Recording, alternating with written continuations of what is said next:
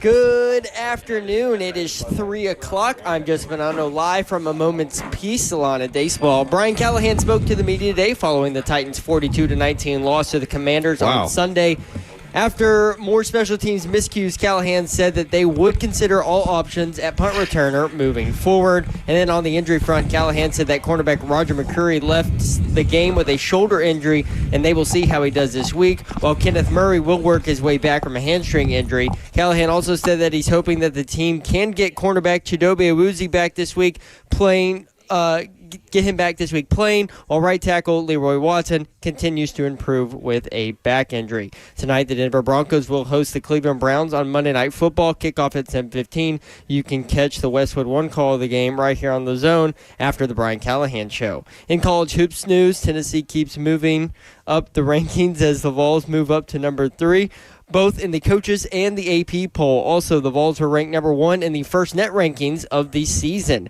Also, the Vols hoops team unveiled its first ever dark mode uniforms as they plan to break them out in Tuesday's SEC versus ACC challenge versus Syracuse. For your foundation repair and waterproofing needs, you need to visit USSTN.com. Breaking news at once on your home of the Titans and Vols. This is 104.5 The Zone.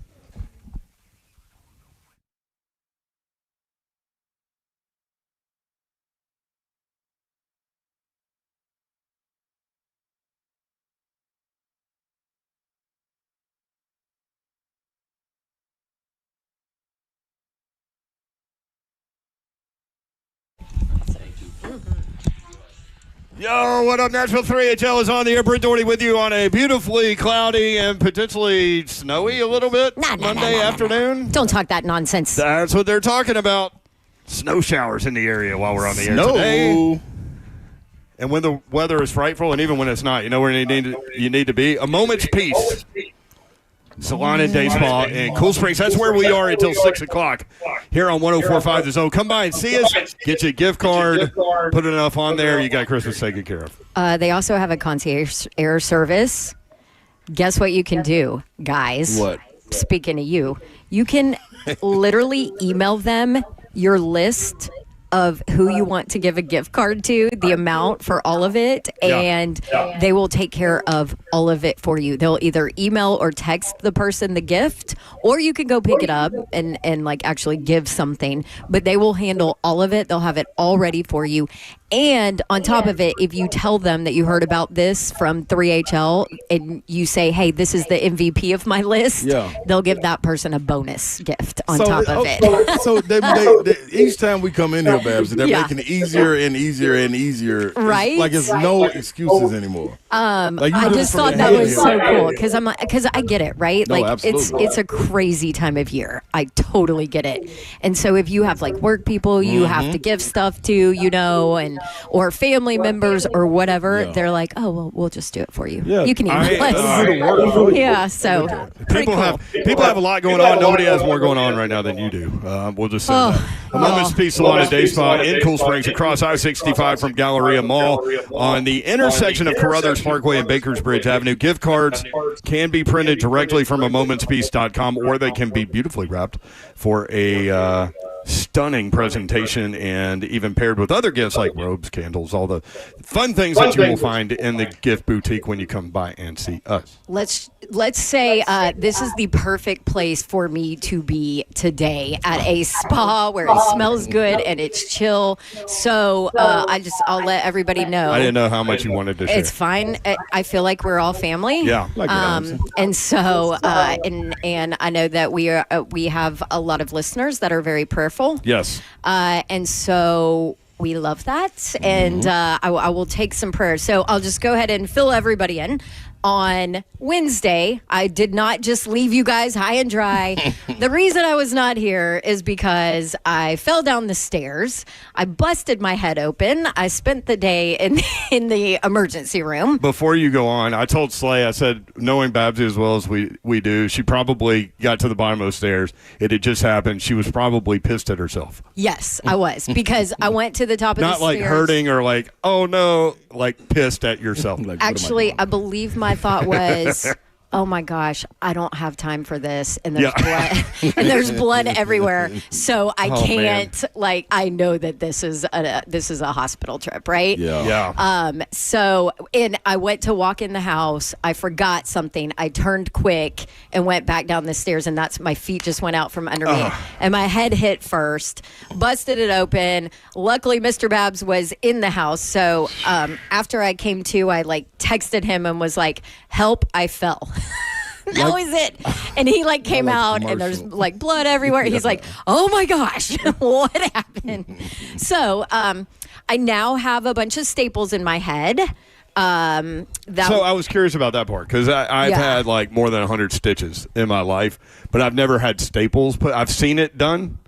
It's not disturbing, right? I was wondering why you cringe listening to it. Yes, I was wondering why you chose staples over stitches. My guess was because they don't have to shave your head to do staples. You are correct. Bingo. So, and it's in I'm 2 for 2. Yes, it's in the back of my head, but she said the doctor was like, if we do staples, then I don't have to shave your head, and they basically kind of go over your hair. Yeah. Right. And so that's what we did, and just wear a hat, you'll be fine. Yeah, and I mean, I worked my game, so I did have a concussion, and I'm gonna say this.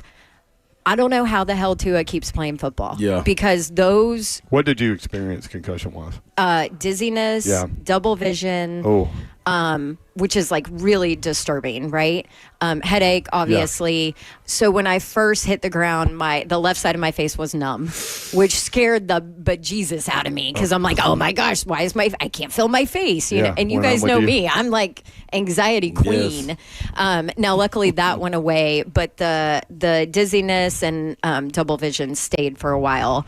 But I felt like I never took painkillers because, I don't like medicine, all that. So I felt, somewhat okay. So I went and worked my game. And then, of course, I'm in the Carrier Dome. Wait, let's stop there. So then I call her husband, and I'm like, why is she getting on an airplane? He's like, I told her. He's like, what am I going to do? What am I going to do? I'm like, this is Syracuse, Miami. This is a huge game. I'm not going to miss it. And I told you all week Syracuse was going to win. You did, and you were right. And after talking to that coach, I was like, oh, well, I think they got a chance here.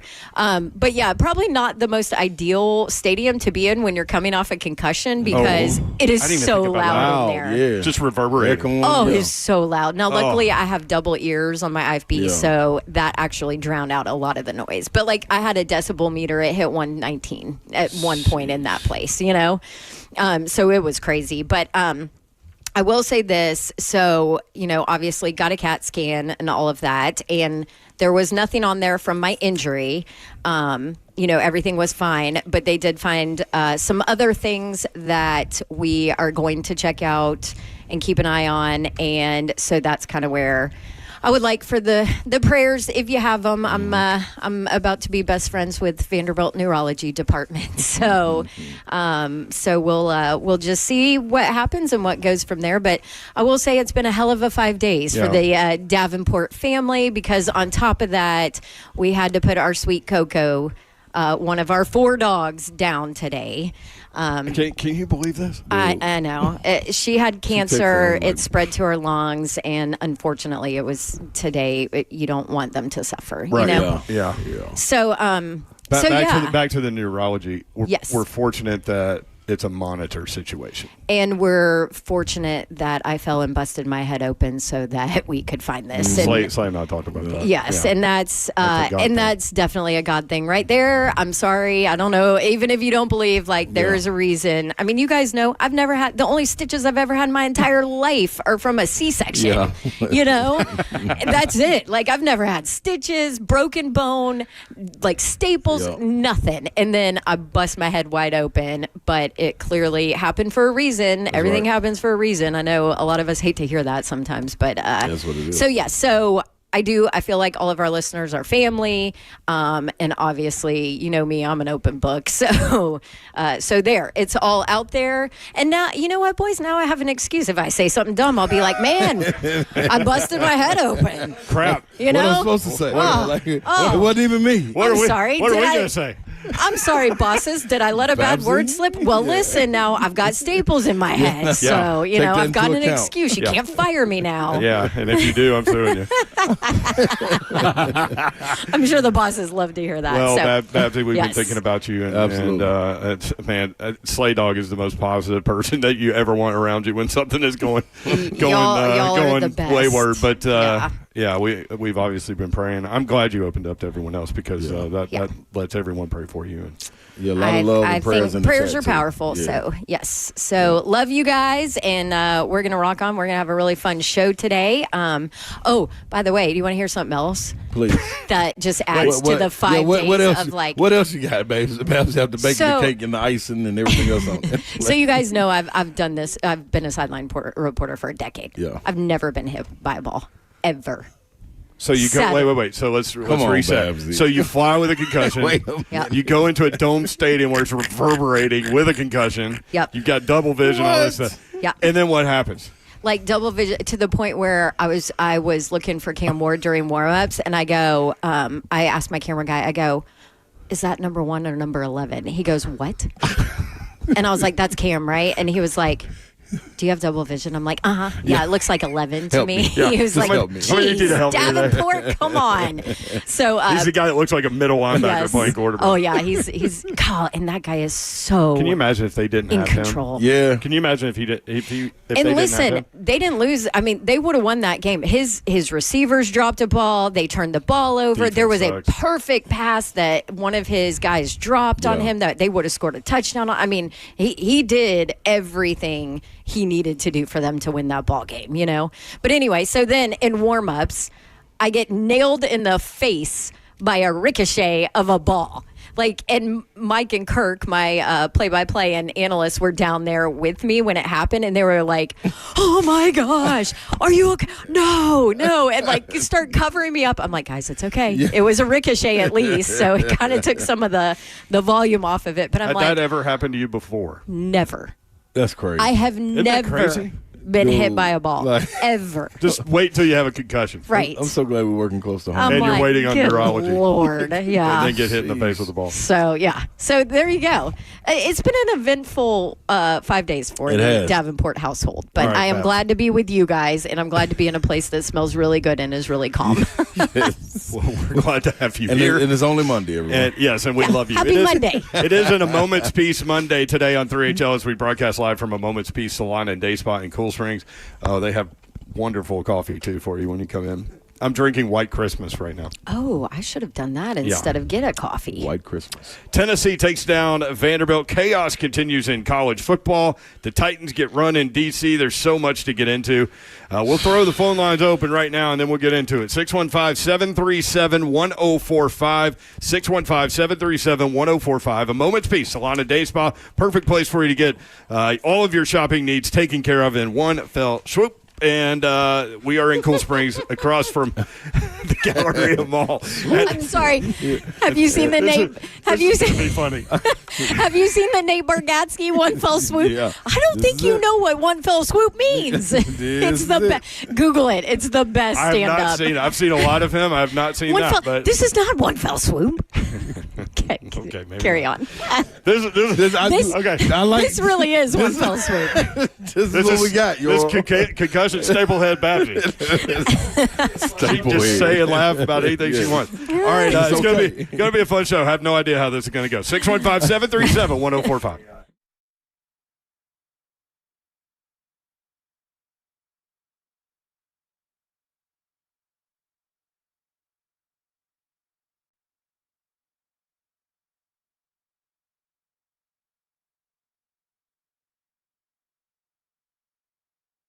What's happening now, man? It's Big Slay, and I recently contacted We Grow Hair because I was losing some hair. Yeah, the sunroof was starting to show. I didn't want it on tilt. I wanted it closed, hard top. I know a car ain't got no roof, but not in this form. I know what you're thinking. You're like, Big Slay, why though? Well, I'm watching myself on the stream, and I'm not going to sit by and watch the hair just slip out. Fall out, whatever you want to call it. I'm going to fix it. Went to PAI Medical, We Grow Hair. Actually, I went there today also. Get my little therapy, But you can lose up to 50% of your hair before you even notice it. Do what I did. Call right now for your free evaluation, 615-376-6010. For almost 30 years, We Grow Hair has been Nashville's premier hair restoration medical clinic. We Grow Hair's FDA-approved laser hair therapy plus anagen therapy is going to restore your hair. All you got to do is take the time to get in there. They even have a trademarked hair transplant procedure that gives you 3 times more hair in one procedure. Now, you're losing your hair, fix it. Go to WeGrowHair.com, 615-376-6010. Call now and get you an appointment and tell them and let them know Big Slay told you to go. All right, if your family is obsessed with Wicked like mine is, you're probably wondering how much streaming and memeing your internet can handle. Well, Xfinity Internet, powerful enough to handle hundreds of devices, so you can get a magical connection with fast speeds and amazing power, even when everyone is online at the same time trying to find things. With Wi-Fi that is truly thrillifying, one might even say Xfinity engineers are secretly wizards themselves. Now through December 22nd, you got some time here. Get thrillifyingly fast 150 megabit Xfinity internet for just $35 a month for 12 months. No annual contract and free Wi-Fi equipment included. Plus, learn how to get a free 5G phone with Xfinity Mobile. Go to Xfinity.com to learn more and keep the magic going from your screen to the big screen and see Wicked in theaters now. I heard it is awesome. Restrictions apply. Requires paperless billing and auto pay with stored bank account. Taxes and fees extra after promo. Regular rates apply. Currently $54 a month for internet service and $15 for Wi-Fi equipment. Actual speeds vary and are not guaranteed.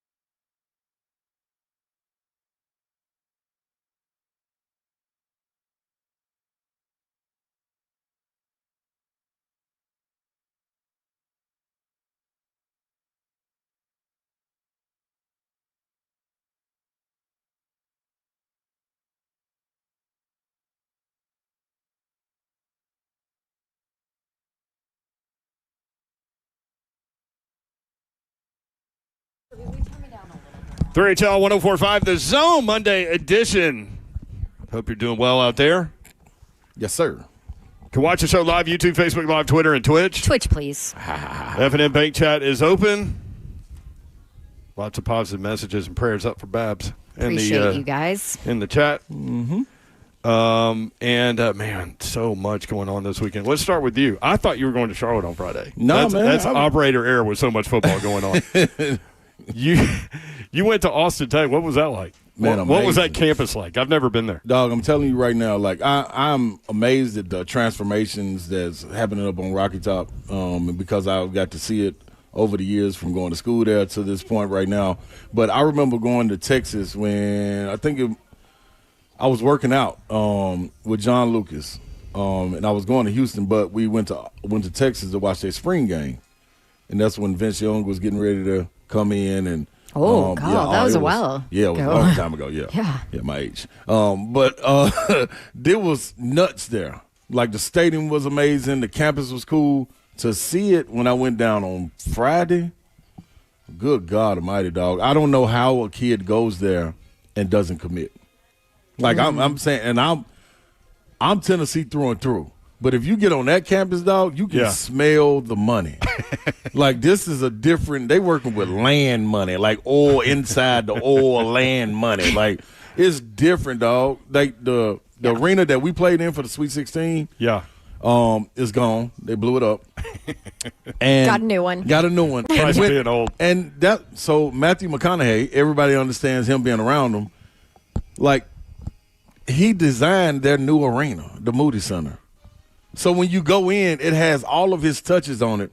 His thing is no reason for people to be going to Dallas, Houston, and San Antonio to do concerts. They should be coming to Austin too. So let's build a facility that they can come do concerts in and we can play games in. So I think it holds about 11,000 maybe. But which is still pretty small. It's still small. But up top, they put the screens down like at UT. Okay, so some of the space is used for other things. No, it's all for this. Right, but like screens and all that. Like if they didn't have that, they could have more seats. They're hiding the seats. They're hiding instead of putting black curtains like they did at Thompson Bowling. Yes, what you're saying is yes.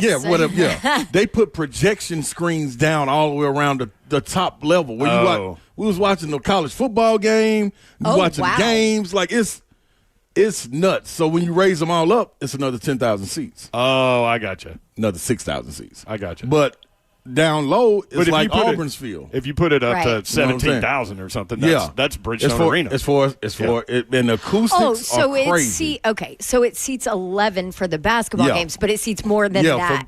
For when they have concerts. Because I was like, 11 is small for a concert venue, but no, it's like 17. And then when you walk through the arena in the concourse, he drew up how he wanted the arena to be on a napkin.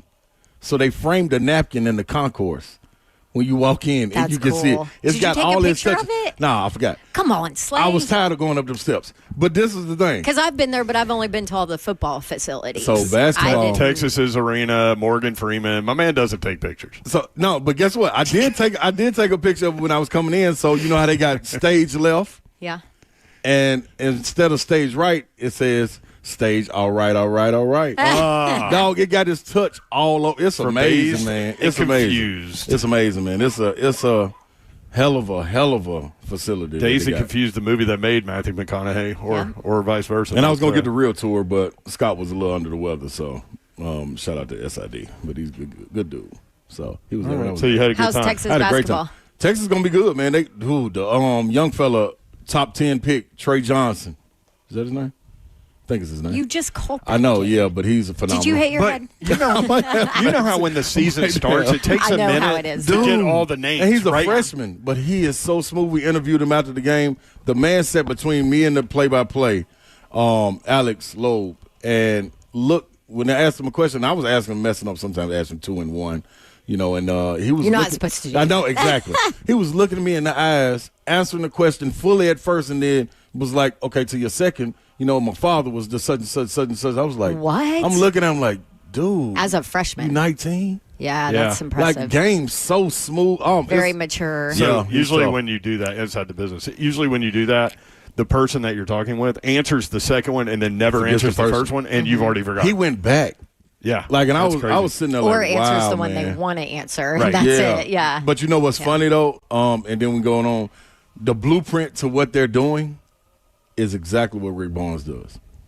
The shoot around is exactly the same. The practice is exactly the same. The start of it. Are there Rick Barnes Rodney ties? Terry was under Rick Barnes when Yep. they were getting Kevin Durant and all that and going to the Final Four. So when Chris Beard got let go, he moved in and took that spot out of the interim spot. And then had success. Yeah. Yeah, and so now he's the head coach. But gotcha. That makes it's sense. It's amazing how much the fabric of Rick Barnes is still there and they use it. It's crazy. So, but great experience though, man. Hell of an arena. I would play that. Look at you giving that other UT love. No, that's just Texas. Well, I mean, but it's real, right? I'm telling you what's real, man. That's that's a nice facility, man. All right, before we get going, I'm going to start with this. Joseph Bonanno, Zeph, just sent this. Jim White tweeted, the NFL released its top vote getters by position for the Pro Bowl so far. And Titan safety, Amani Hooker is 9th among free safeties, 3rd in the AFC. Had an interception against Washington. That's his 4th of the year. Jamon McCoy also with 4 with an incredible interception in the end zone. We'll talk about that in a little bit for the Vols. And Jaquan Jackson is 5th among returners, 1st in the AFC. Can we end the Pro Bowl? Finally, can we finally end the Pro Bowl? Was that before yesterday? Even if it was, what are we looking at? Yeah, that was voted on before yesterday. He fumbled last week. That's true.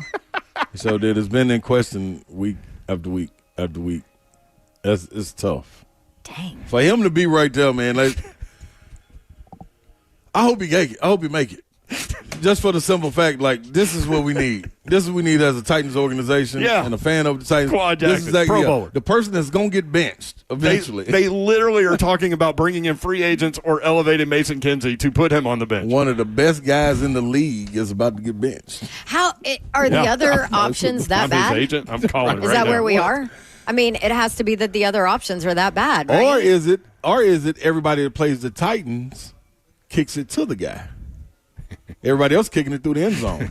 And they're like, Jaquan maybe give it to us. And he's doing a great job receiving it, and then he just oh my gosh, what a mess. It's got to be something, though. What a mess. I mean, I would vote for Devin Hester, who is retired and wasn't even in the AFC before. He's busy in Canton right now, so he can't come back. But I would vote for Devin Hester's bust. Hey, that is wild, man. All right, good job, Jaquan. That's a hell of a. All right, so that's a hell of a point. All right, we started there. Titans. That's our positivity for today for Titans. Fall behind 28-0 in D.C. and lose 42-19. Like, they fell behind so far so fast that Slay couldn't get each of his texts out after every score. Like, what is this? Holy crap. I'm going to lift the curtain for you guys. I went to a tea with Baby Babs. We forgot to tell him this part of everything. Yes. In the middle of all of this agony. Yeah, in the middle of all of this, let's go to a tea party. I chose my own agony and went to a tea party with a 4-year-old. Right, you didn't choose to fall down the stairs. Right. At Southall, by the way, which is super gorgeous out in Franklin. Cool. It was like a fancy tea. Yeah. So I chose to not live the Titans misery, but I did live it through the text chain, to which at one point the chain was from Slay, good God. I believe Zeph said, is this for real or something? Like, I think that I wrote, kidding? They just scored again. You wrote that.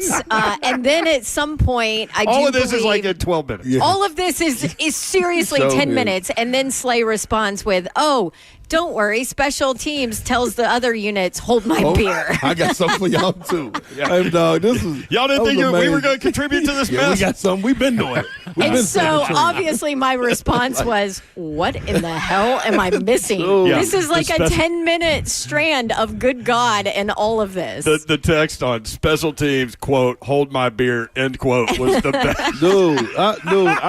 I went into that game so positive. Right, because I felt like they had some momentum. I did too. They're in a good spot. Like, apparently Will Levis is in a better spot. like, come on, man. And Washington's coming. That team had not had a bye yet. Nope. There's no way that team could have pulled it together to deliver that. Yeah, that right there, what they did. No, but they did. Yes, they did. I mean, although Robinson Jr. I mean, the improvement is there for Levis, though, right? I mean, Levis and NWI are like, hey, listen, we're still good. So in his last 4 games, 240 yards per game would be good for 15th in the NFL. 8.3 yards per attempt would be 5th in the NFL. 101.3 passer rating would be 9th in the NFL. He's playing better. But the problem this week, you mentioned Brian Robinson. They couldn't do anything to stop the run. Before we get there, Brian Callahan, after I guess this was today, actually. Yep. Yeah, today. Jackson, Brian Callahan, cut number 10, talked about Will Levis's performance. Yeah, I think he did some really positive things again. He's stacked really 4 weeks now of growth and good football. I thought he made a couple really fantastic plays. And again, when you're dropping back that many times with that kind of deficit, you're getting everybody's best stuff. You're getting their best rushes, they're getting their best pressure. And I thought he did a nice job of trying to keep fighting through the game and finding completions. Still got things to work on, but I'm very positive on the things that he did in the game throughout the course of it that showed that he's still growing and still getting better. And again, there's plenty of things that he's got to keep continuing to improve on. And some things that we can keep manufacturing in practice to help him, particularly with the pocket and some of the escapes in the pocket where we're not taking 1 yard sacks. We're getting on the perimeter and maybe making some plays or getting a chance to extend it. So those things are things we'll continue to hammer. But yeah, certainly a good enough performance by Will given the circumstances. So where are we with Will? Still evaluating, or are you good Yes. to move on into 2025 with him and not draft one early? Nope. Still evaluating. Still evaluating. Okay. They've got Jacksonville at home this week. Chance to get right there. By the way, Trevor Lawrence got knocked the hell out by Azeez Al-Shire. That was low down. I mean, his head, helmet to helmet, and his head hit, and it did the crazy thing with the arms where they just kind of stayed is not stiff good. while you fall. That ain't one of my. That's not like my concussion. That was and the entire oof. Jags offense and sideline attacked Azeez. That was low down. He's been living on the edge for about the Azeez? last 2 years. He's got a file. 2 years. He's got a file of hits now that people were throwing out there on social media. really? But it's things that we've seen, though. And I think the way he ended his Titan stint was similar to that. I think you put it well. He's been living on the edge. Yeah, like the punch that he had on the sideline, I forgot who they were playing against. Like, that was silly. That was after the play.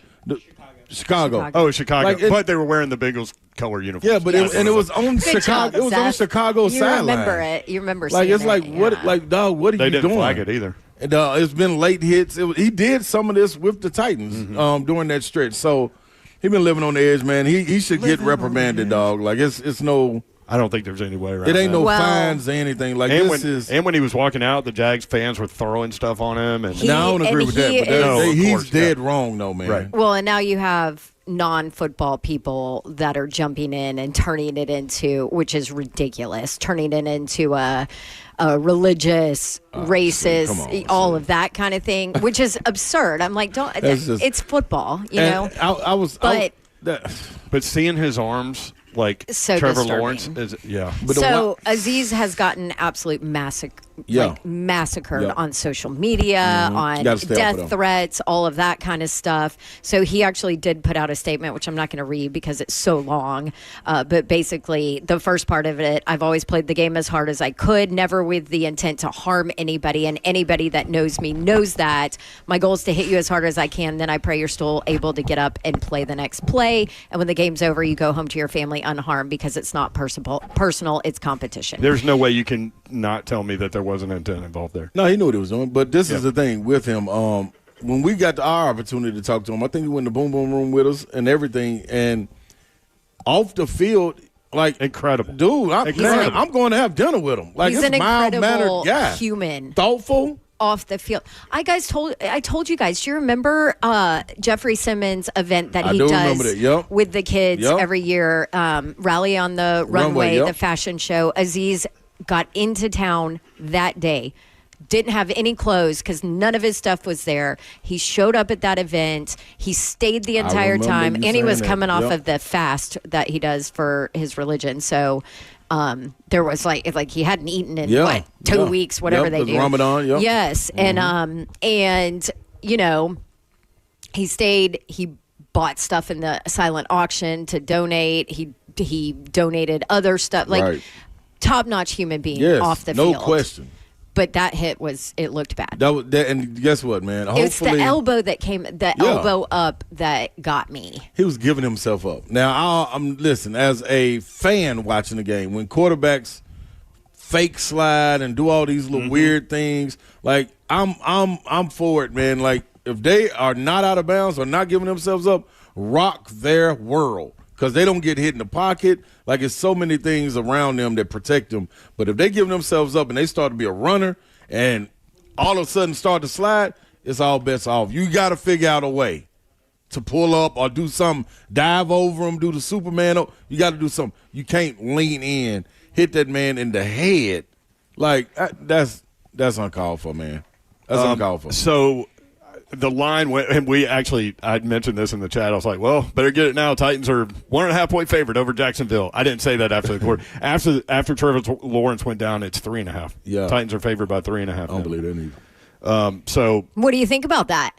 I think they play 2-10 Jacksonville twice, and they need to pick up both of those wins. And I think that I done lost 5 parlays messing with the Titans. I don't know why. What keeps pulling me back in and believing that they're going to get it done. And every time they mess up my I'm 6-leg parlays. It's one team. One team every single week that messes up. One team. It's the Tennessee Titans. Every single week. And every time on Friday. I wish I could skip over Fridays. Is that on them or on you? It's on me. Okay. But it's on them because they suck me in. Like, I don't ask them to sit here and watch them and listen what they say and believe in everything that's going on and like, oh, they finna turn around. No, they're not. They're not. But then on Friday, when you ask me the same thing, I'm going to say, man, there's a chance. There's a chance they could do it. And here I go again, losing money. Here I go again on the road. I'm going to do it again to you on Friday because they're going to beat Jacksonville. Watch them bounce back from this ridiculousness and beat Jacksonville. And that'd be win number 4. It. I'm going to bet them on the side. Do you know where I'm going with this? And where will they be in the AFC South? Be second, won't they? I don't know. I don't know if they'll be second yet, but yeah, they're on they're on the way. Okay, here's where I'm going. Okay. I'm chasing 6.5 wins before the season starts. Oh, that's where I'm you trying were. to figure I that got out. that too, but I wish I could. You know how you got the little button you can withdraw your money? I want to cash out. If it's like a penny. They have 5 games left. Only one game comes against a team with a winning record, and that's Houston, who will be in the last game of the year and probably resting everyone. Can they just win out the 5? You know, and go 8-9, and then draft it like 15. You know who fault it is? And I just thought about this. You know who fault it is? Whose fault is it? It's Tennessee Vols' fault. Tennessee Vols' fault. Yep. Why? Because they make me feel so good on Saturday. That you make dumb decisions. I make on dumb Sunday? decisions on Sunday. And it's all tied together, man. It's a whole circle of life. I'm Simba. That's the problem. I'm Simba. I'm in the circle of life. Oh my I've never seen it. Mufasa about to come out. The circle of life. Jake and Brentwood. I can't wait to Mufasa. He looked like Mufasa. Jake and Brentwood just peered through the window behind us, which is kind of frightening. I'm going to watch that one. Man, that's going to be good. I got no reason to not watch that. You need to start at the beginning, though. It was the same movie, right? No. It's not the same story? It's about Mufasa. Oh, okay. Ooh, and his brother. say it again. Mufasa. Titans fall behind 28-0 in D.C. They lose to the Commanders 42-19. Will Levis 18-37, 212 yards, 2 touchdowns, no interceptions. Here's the shocker out of this whole thing. He was sacked 2 times. And one was 1 yard when he was trying to run, got caught from behind. Got sacked twice. Ooh. I don't know how that happened. I got thoughts on Levis. Okay. Good. That's coming up. Pollard and Spears combined, 9 carries, 42 yards, a long of 7. NWI, 3 receptions, 61 yards, 2 touchdowns. He now has a touchdown on 40% of his catches this year. 20 receptions, all coming in the last 8 games. He had nothing in the first 4 games. Nothing. 20 receptions, 365 yards, and 8 touchdowns. We'll get into that. Defensive back Daryl Worley. Didn't he have like a patriotic song, Daryl Worley? Yes. Yeah. Couple of them, Kirby said. He had 17 tackles, this guy. It's good when your defensive backs have 17 tackles. Arden Key had a sack and a half. Yeah, it's a bad sign. Horrific. And you mentioned the run game, Slay, which we'll talk about. Washington, 45 carries, 267 yards, and Good 3 Lord. touchdowns. Man, They did whatever the hell they wanted. And when you just look at Brian Robinson, Chris Rodriguez, and then Chairman McNichols, former Titan, 35 carries, 229 yards, and 2 touchdowns. That's the running back position. 229 in an NFL game. It's crazy. Like you see that in college, which we'll talk about. Tennessee and Vanderbilt. They were bullies. Washington play like bullies. But it's like they start to try, like, hey, man, we're just running the clock out. We're just running the ball, but y'all are giving us, like 22 yards on a 4-yard carry. What got into the Titans? Nothing, apparently. The head coach said Jerome Baker None of the Munstars. was out of his – the head coach said Jerome Baker was out of his fits a couple of times. I think that's being generous. Yeah. That dude. According to the guy that ended up in the end zone, you are absolutely right. And, all of the penalties, too, from him. Levis and NWI I want to ask y'all about. Okay, we'll do it. We've got plenty of time. We'll be here until 6 o'clock. Again, broadcasting live from A Moment's Peace. It is A Moment's Peace Monday today on 3HL. A Moment's Peace Salon and Day Spa. Check them out online. You can get gift cards there, momentspeace.com, or you can come in here. We'll be here until 6 o'clock. And you can get Christmas taken care of. 737-1045, the number, 615-737-1045.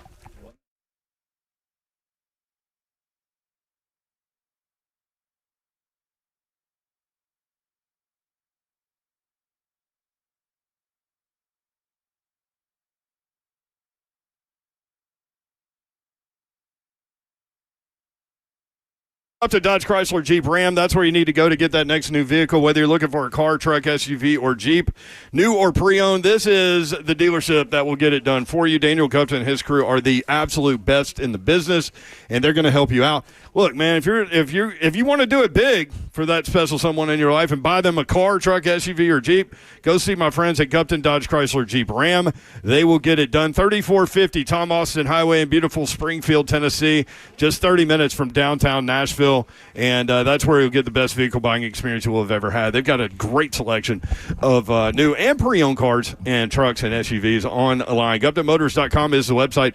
All the dealership information is there, address, phone number, inventory, deals they have going on in the month of December. You can find right there at GuptonMotors.com. Again, 3450 Tom Austin Highway. Go take your test drive. Go inside. They will help make the numbers work, and it'll be that easy. That's Cupton Dodge Chrysler Jeep Ram. What's happening, big people and good people? I was going to say it's Big Slay all at the same time, but it is Big Slay. And it's hard to believe that the holiday season is here. And our friends at Brentwood Jewelry makes Christmas shopping easy. They doggone do it for me, so let them do it for you, man. All you got to do is slide over there to BrentwoodJewelry.com or go in there physically at 7012 Church Street East, located in the heart of Brentwood, just off Franklin Road. Now, it's exceptional style, exceptional deals every day for over 50 years, and you should be a part of it. Since Thanksgiving, the hours have changed. Monday through Friday, 9 a.m. to 7 p.m., Saturday, 9 a.m. to 5 p.m., Sunday, 1 p.m. to 5 p.m. Looking for something custom and unique? Consult with the custom designers or choose from the selection of fine jewelry. It's real easy. And ladies, if you're looking for ideas for that special man in your life, Brentwood Jewelry is the place for watches. So hustle in there, get you a fine pre-owned Rolex for a good old gentleman in your life like me. That's right. Get on over to BrentwoodJewelry.com. You don't want to go in? Well, I'm telling you, go in. Go get you some holiday cheer with BrentwoodJewelry.com.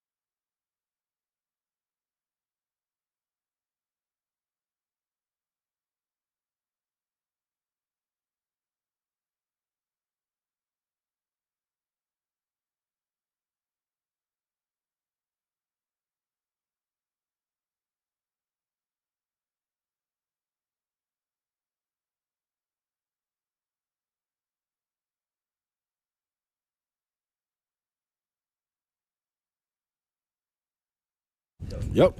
3HL 1045, The Zone. Brent Doherty, Don Davenport, Ron Slay. Broadcasting live at Cool Springs from A Moment's Peace Salon and Day Spa. They will absolutely take care of you. Check them out at momentspeace.com. Go on the website. You can get gift cards there, or come in real quick. The ladies up front will help you out and with anything that you need.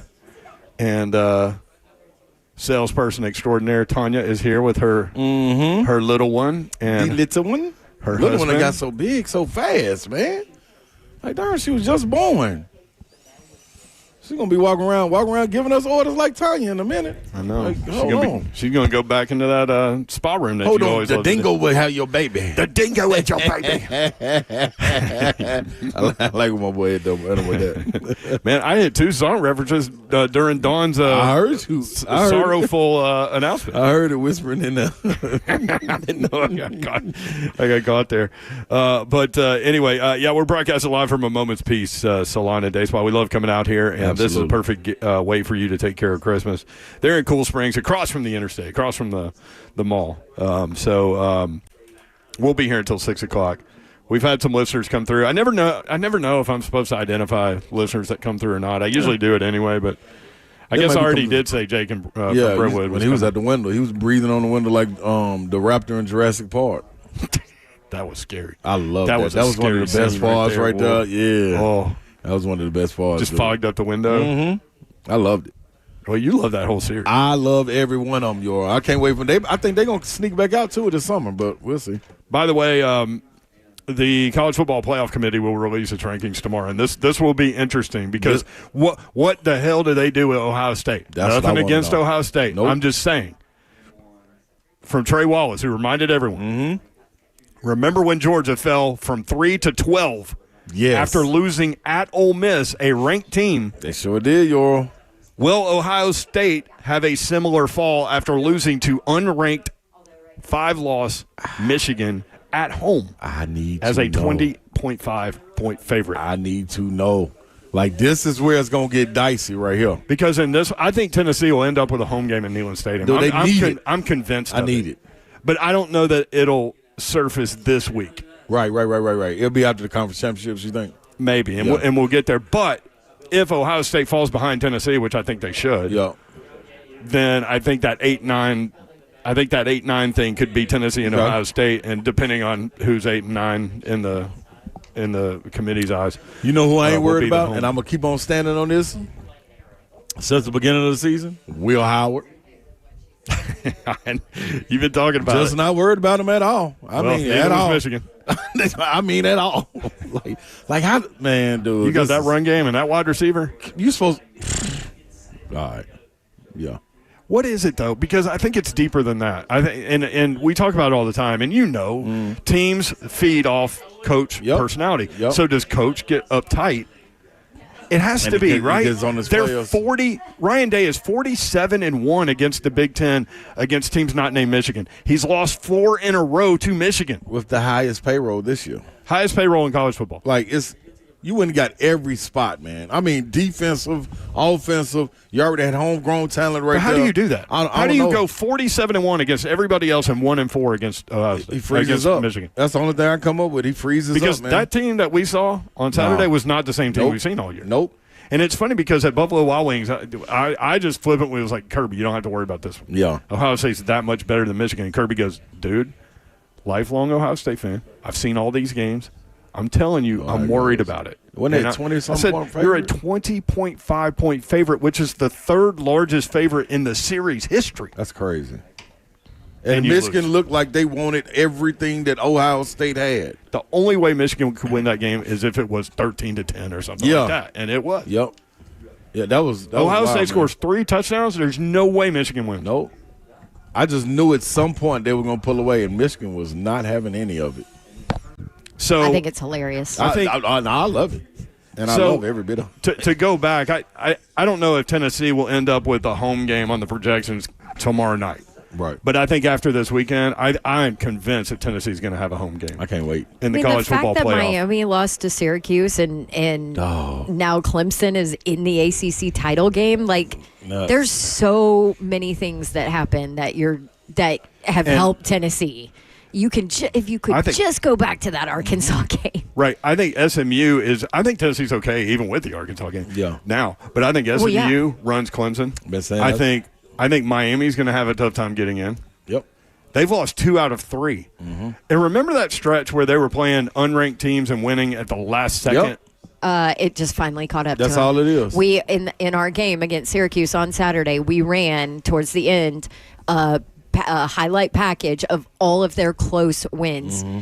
And Virginia I'm telling Tech, you, who's there's 6-6. some of them that it came down to the officials and the calls that were made, and that's why they won. You know, so they were living dangerously all year long. So this weekend, Texas and Georgia play. Bye, sweet girl. So Sorry, we've got Tanya's sweet little girl here. So this is why I think Tennessee hi. will end up with a home game because Texas and Georgia, something's got to happen, obviously. Something has to, And then Oregon and Penn State. Yeah. Number one, I think Penn State about to get run. Dude, I think anybody that plays them in this little format right here, this level, same level, elite player on elite player, gets Penn State up out of there. And it ain't no ifs, ands, or buts about it. I'd be shocked. Did you guys have, I know we'll hit it later in the show probably, but did you guys have an issue with James Franklin and Penn State running up the score?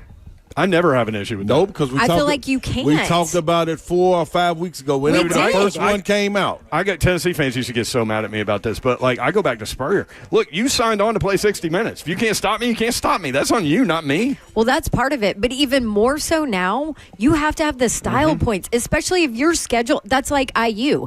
I'm like, they needed to roll Purdue. Now Signetti was going to do it regardless because it's Purdue and it's their rival. But listen, in this day and age, when you have to have those style points for the committee to say, well, look at their average margin of victory. They might not have played anybody, but they beat the mess out of all the teams they did play. It matters. It could affect your seeding nowadays. So other coaches don't get to get pissy that people are running up scores because now it matters when you're in that position. They came out and said it.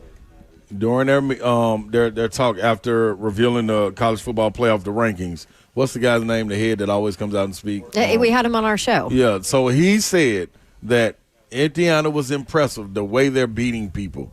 And when we came back on our show, we all said and all agreed that, well, you can throw sportsmanship right out of the window. Yeah, and that's what Indiana did, and nobody's got a problem with it. Nope. They had a 1-10 Purdue team. What do you need to do? Blow the hell out of them. Sorry, man. And so they did, 66-0. Especially after Put it on the college football playoff. They had to. Put it on them, man.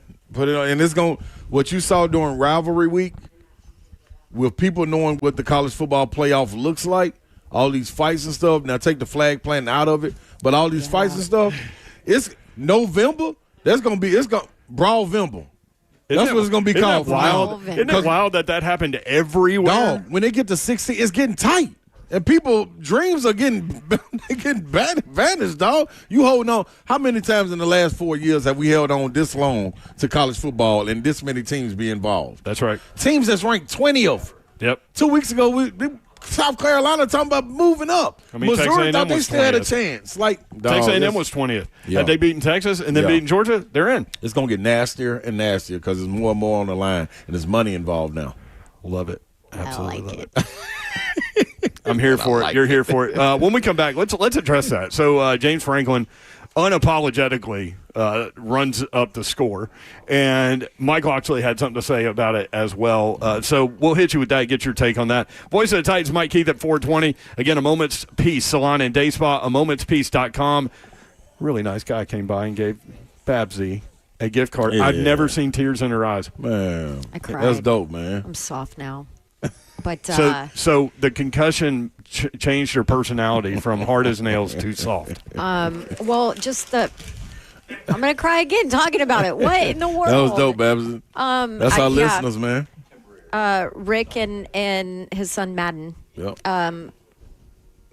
Heard what a tough 5 days it's been and bought me the top spa package here at A Moment's Peace so that I can relax. I need to figure out a way to sum up everything that you went through real fast so we can update everybody ever so often that didn't hear the beginning of the show. But there's not a I real don't good think way there's to a do way it. to do it. No, it's yeah. not. And I would like to add on to that, But though. thank you so much. Nah, that's really dope. And like I love our family. me and Yoro listening to Babsy and being an ear for her, we went through a little bit too. So if you want to throw out like manicure, pedicure, like we accepted those too. You know what I mean? She fell down the stairs, busted her head open, had to get staples in her head, had a concussion, had to work in Syracuse, flew there, indoors, everything reverberating, not good for a concussion, gets hit for the first time in her career in the face with a football pregame, finds out that she has a cyst on her brain.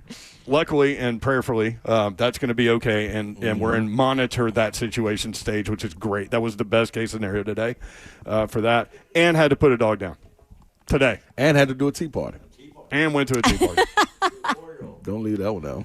And Boy, that you know Harder, while they were at the tea party, had like 15 Jack Daniels. Yep. So I that's believe Wellers was a part of that. Good stuff right there, baby. Good job, Harder. It's been End it there. End it there. Good job, Harder. Yes. It's been All a right. week. More 3HL when we come Thank back you, up. Rick and Madden. Running Definitely, up man. the score. James Franklin and Michael Oxley get after it. That's next. 3HL 104.5 this time.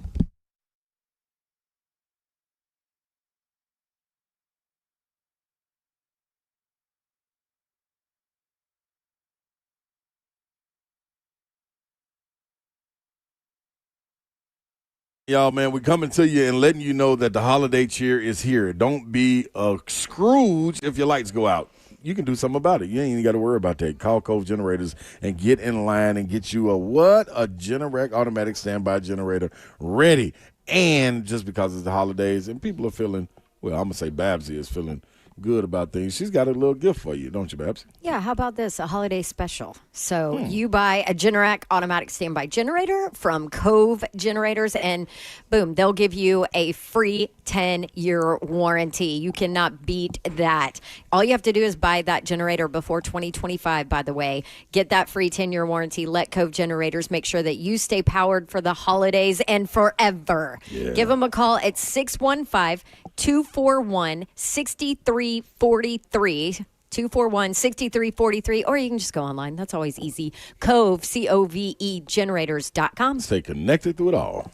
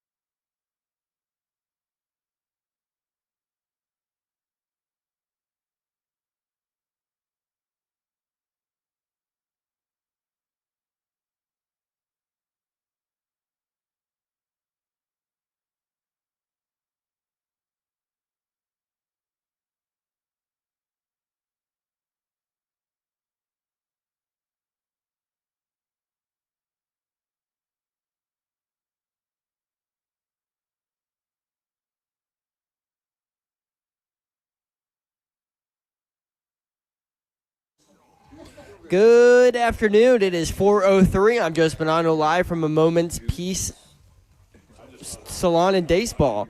Brian Callahan spoke to the media today following the Titans' 42-19 loss to the Commanders on Sunday. On the injury front, Callahan said that cornerback Roger McCreary left the game with a shoulder injury, and they'll see how he does this week, while Kenneth Murray will work his way back from a hamstring injury. Callahan also said that he's hoping the team can get cornerback Chidobe Awuzie back this week, while right tackle Leroy Watson continues to improve with a back injury. In NFL news, just a few minutes ago, 49ers placed both running back Christian McCaffrey and running back Jordan Mason on IR. McCaffrey, a knee injury suffered in last night's loss to Buffalo, an ankle injury for Mason. Tonight, Denver Broncos host the Cleveland Browns on Monday Night Football. Kickoff at 7:15. You can catch the Westwood One call of that game right here on the Zone after the Brian Callahan Show. And in college hoops news, Tennessee keeps moving up in the rankings as the Vols move up to number 3 in both the coaches and AP poll. Also, the Vols were ranked number 1 in the first net rankings of the season. And they unveiled their first ever dark mode uniforms as they plan to break them out in Tuesday's SEC versus ACC Challenge versus Syracuse. For all your foundation repair and waterproofing needs, you need to visit USSTN.com. Breaking news at once on your home for the Titans and Balls. This is 104.5 The Zone.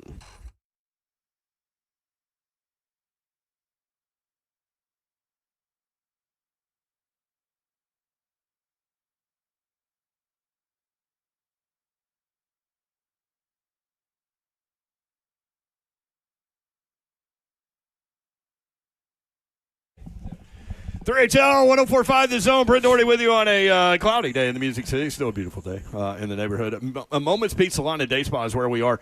Don Davenport is here. Babsy. What up, Babsy? Hi. Too loud. That is loud. Too loud for Babsy. Let's go. Happy Monday. And are you still concussed? Yes, but my symptoms have progressively gotten better, so that's Okay. good. Still got a little bit of, some blurry vision. Now, part of that might be because I need glasses. To which, yes, the neurologist today. The neurologist today was like, in about a month, I'm going to need you to go get your eyes checked. I'm like, got it. Yep. So yeah, and a little bit of a headache, fogginess still, but definitely way better. This is why you have to listen to the entire show. Because Babsy explained all this at the beginning of the show. That's right. We're rocking it. We're rocking on. And so is Slay. Slay's rocking it. I'm in the building. I'm in the building. I didn't really want to do it loud because we ain't here. I didn't want to be in Babsy's ear screaming I'm in the building. I'm going to ask you a question in just a second. What up, y'all? But first, I want to let everyone know to come to a Moment's Peace Salon and Day Spa where we are. We'll be here until 6 o'clock. But if you can't get it, we would love for you to get here today and say hello and pick up a gift card or whatever you need to do. Absolutely. And we will. This is one of those locations we will not say you're here in case you're. Yes, we can protect your identity. Yes. If you're doing a Christmas gift. Right, which I did not do for Jake. But I'll do that for everyone else. It's okay. We never do it. He comes every year. Yeah. Yep. And buys, I'm He buys assuming every he year. buys his sweet wife, Melissa, something. And so, like, she has to know, right? We are in Cool Springs across I-65 from Galleria Mall at the intersection of Carruthers Parkway and Bakers Bridge Avenue.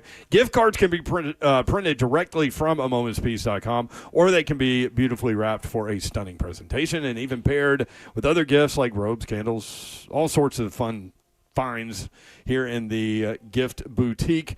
You can achieve hero status this year. They've got massages, manicures, pedicures, sunless tanning, waxing, spa parties, skincare, hair salon, makeup, unique gifts, gift cards, a Moment's Peace Salon and Day Spa, momentspeace.com. We haven't even talked about the Slayscape, which is my gosh, I forgot. A1 day one. You look like a little baby. Oh my God. I was just going to talk about the concierge service where all you have to do is email them and tell them who you want them to send the gift cards to. So you could totally email them and be like, I would like for you to send a Slayscape to so-and-so. I want to be smooth like a baby butt. That would be amazing. By the way, if you I cannot believe we just had this conversation.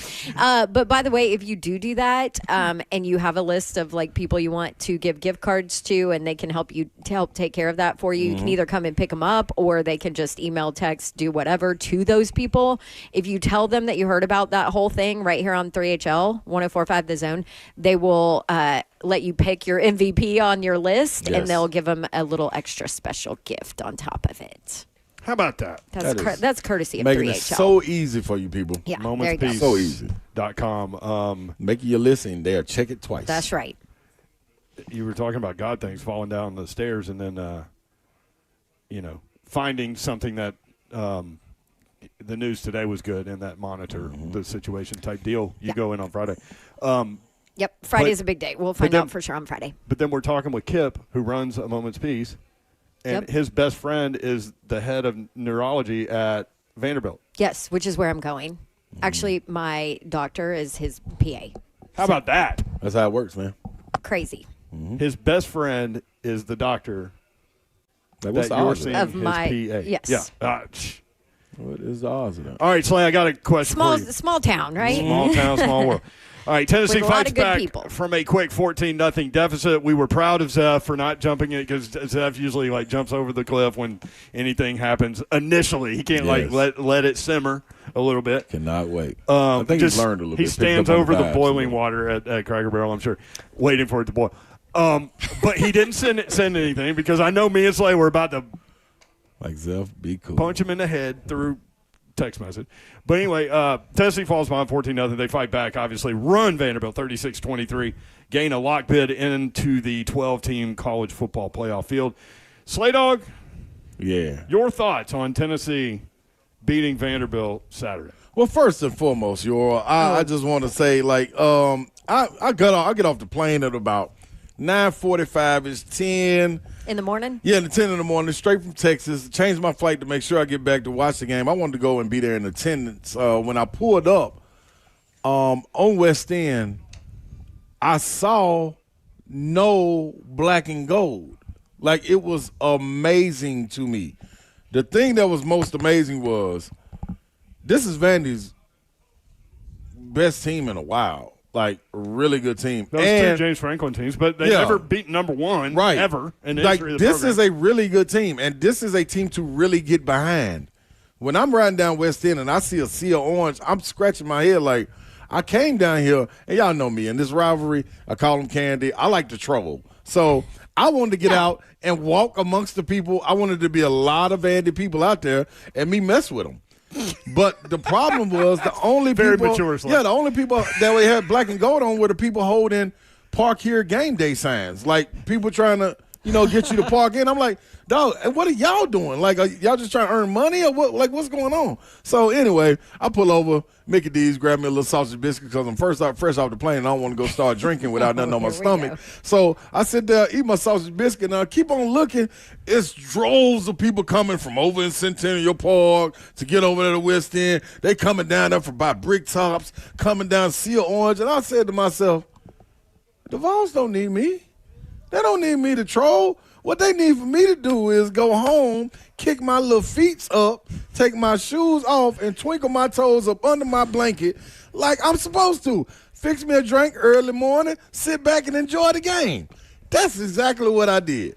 And when they jumped that 14-0, I had a couple of messages come through to my phone. I didn't touch them. Then I went to social media and looked at social media, and there was so many ifs and fifs. I thought I was standing at the corner store. Yeah. So many people telling me, if Vandy does this, if Vandy does that, I'm going to be first in line calling the show, telling you this and telling you that, checking you twice and getting you back. And I said to myself, yes, please come on, feed me more. And they continued to feed me. Yeah. And then all of a sudden, What happened? the Vols decided to go on and play some football. And they put the game out of here. Jamal McCoy did what he did. Dante Thornton did what he did. And this thing started to fall apart. And I said, here we go. This stadium, they can't even pan to the crowd because there's so many Vols there. And I'm all for what y'all supposed to do. And that's supposed to go out there and compete. And y'all been doing it all year long. I think it got a little bit emotional for those guys. And I think they tapped out. And then the war of attrition kicked in, and the Vols just did what we did and ran on away from the little brother. And then when I said, you know what, I'm going to go down in my closet, I'm going to pull my belt out, and I'm going to get my belt, and I'm going to put the belt to the butt. Pop, pop, pop.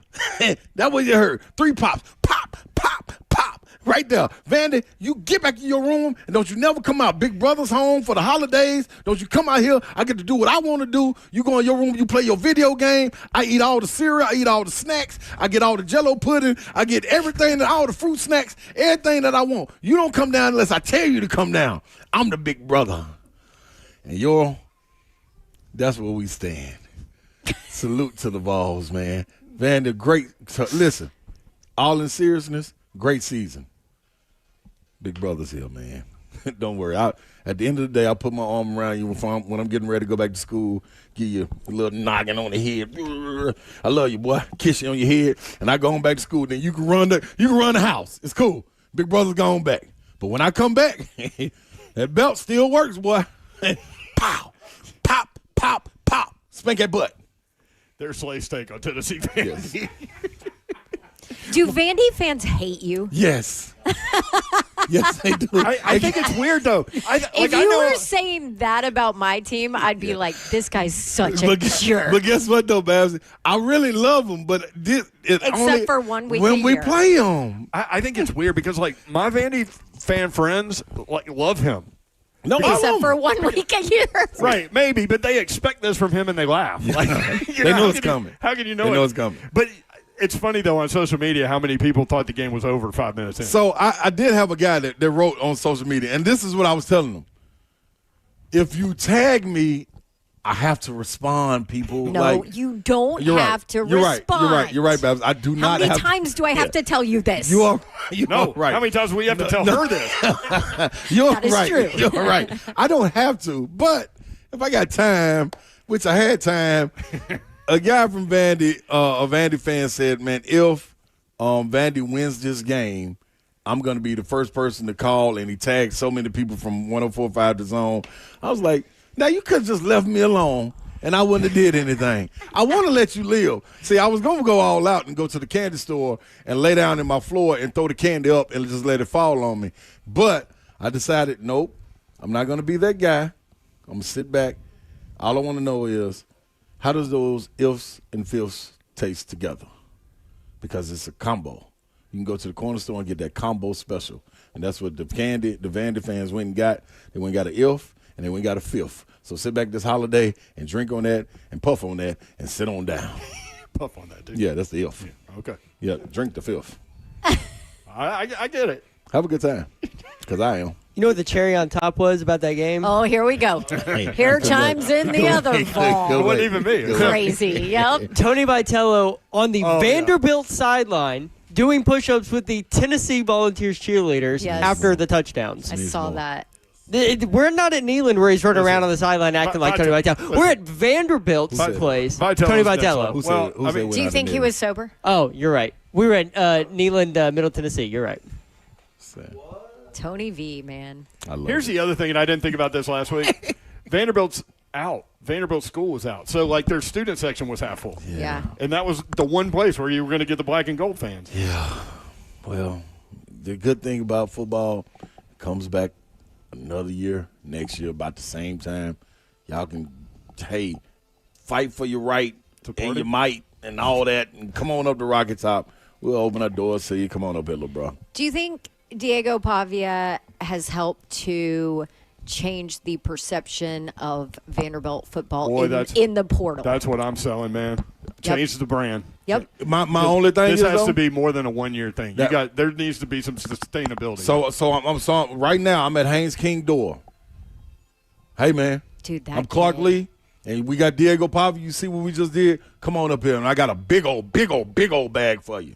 Because there's going to be other people with bags out there. But you want to keep this train rolling, go get your quarterback like that, man. You love got it. something.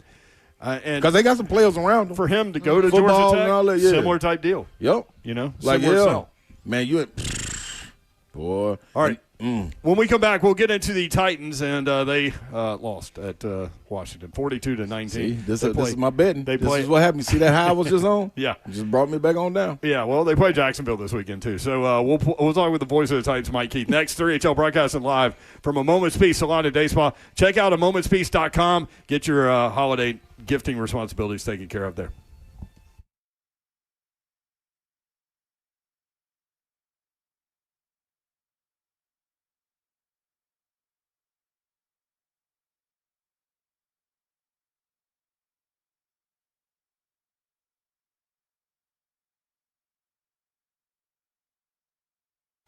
Hey, stick around because we've got Vaught Mike Keith coming up right after this break. Want to tell you guys also about Outdoor Lighting Perspectives of Nashville. Yes, because they're the best. I told you I drove by my a house on my street a little while ago, and there was Outdoor Lighting Perspectives of Nashville putting up Christmas lights for one of the families in my neighborhood, and they look amazing, and baby Babs just stares at it every time we drive by. Outdoor Lighting Perspectives of Nashville can do it all. They've been around for over 38 years, been making homes stunning with landscape lighting. They are Nashville's oldest landscape lighting company, the leader in LED technology, and guess what? They can light up your night with festival lights, path lights, wall washing, tree lighting, area lighting, all of it. They'll even do maintenance on lighting systems they did not install. So give my friend Bob Lyons a call. Let him come make your house beautiful like he did my backyard. It's amazing. Outdoor Lighting Perspectives of Nashville. You can call them at 615-376-LIGHT, L-I-T-E, or you can also go online and visit Bob and the whole team there at outdoorlights.com/Nashville. What's happening, people? Big Slay coming to you with holistic stem cell therapy. You need to get over there and get some Kellum Stem Cell Institute. Talk to Dr. Kellum himself. You're not talking to anybody that's guessing about it. I'm giving you facts. Yes, why? Because I did it myself. Went through the whole journey, man, and got remarkable results. And leaned in on it and asked Dr. Kellum just exactly what he could do. I started with my knee. My right knee was bothering me, and inflammation was, oh, boy, it was getting to me. Then my hip did the exact same thing. Shoulder, that's the reason why I retired. Honestly, man, I just couldn't give it no more. But the inflammation, got that knocked out. Why? Because I went through the process, and it was a short process, but so powerful. Your body, your cells, your solution. Now, they harvest your body's stem cells and store them for future and continued use, and they redeploy them based on your needs. So it's a direct hit. And I'm telling you now, everybody that goes through it and get their consultation, they feel it immediately. 615-850-4415. Set your consultation up today. KellumStemCellInstitute.com.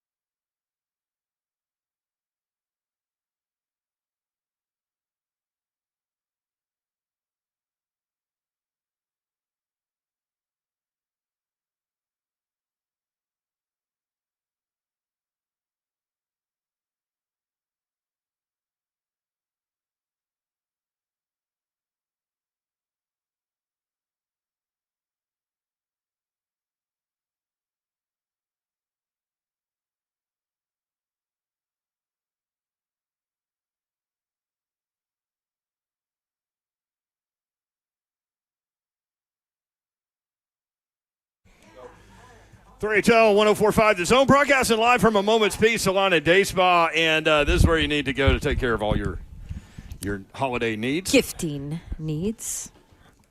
Man, we just had another guy just come by and bring Dawn a gift. Man, Yes. just picking up spirits around here, man. Dog Talk, Lessons Learned from a Life with Dogs. Harrison Forbes, he wrote this book and wrote me a nice, but if anybody missed it, we had to put one of our babies down today. Which is Coconut. Which is so sad, but it's the least of what you're going through. Right. But There's yeah. a whole lot going on. So Sweet Coco is now running around chasing tennis balls in heaven. So this is super sweet. Thanks to Harrison for bringing this. Do you think it was very cold of me, my response, when he said, "You may not be able to read this now"? And I was like, "Oh, she's got 3 others." You did say that, yes. I did say that. Yes, we're now a 3-dog family, Yeah. unfortunately. So you can buy another one to go. No, she was my only girl dog. Oh. Yeah. So, I mean, She had a go good back life. up to 4. Get a little puppy running around that place. Are you crazy? It's right up the Not to mention, like, household. losing dogs is the worst thing I can ever. imagine. Like, By the way, it's the hardest thing. Did y'all see who was it? Who was it that got upset at the end of the game? You noticed, Zeph, who got upset for Tennessee at the end of the game, but I noticed why. It was at the end of half. It was Eason. No, it was at the end of the game. That was second quarter. It was half. Going into halftime. So Vanderbilt was kneeling on the ball, and you were talking about little brother stuff, and this is exactly what I thought when this happened. So they're kneeling on the ball, and they rise up, and the clock's running out, and Diego Pavia, instead of tossing it to the official, who was standing right next to Bryson Eason, Pavia, he didn't throw it hard, but because Bryson Eason wasn't looking at him, he kind of underhanded the ball at Eason's face mask. And he was livid. And I just thought, man, that's such little brother stuff right there. Yeah, that's it. That's it. You poked the bell. That's what they did.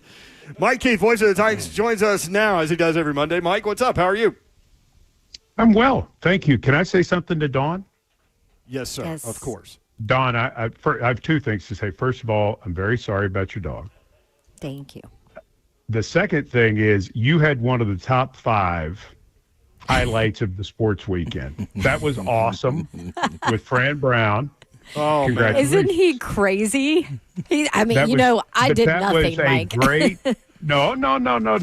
You let it happen. You didn't. You could have, got in as I'm a reporter. I'm going to ask my 7 questions and not pay. But you did your thing and understood that you had a live wire there. That's what a pro does. You let them go. And that was a fantastic moment. So congratulations to you for that. Thank you. I just watch you do what you do and learn from you, Vaught. Yeah, not this Appreciate weekend. you.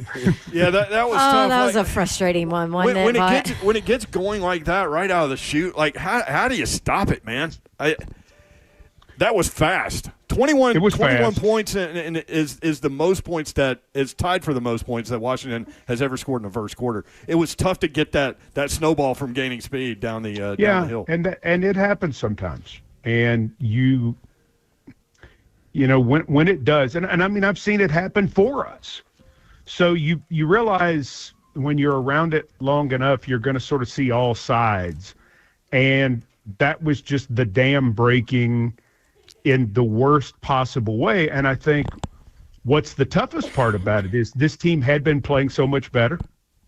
And there was a real expectation among people that the Titans were going to have a good shot to go up there and win.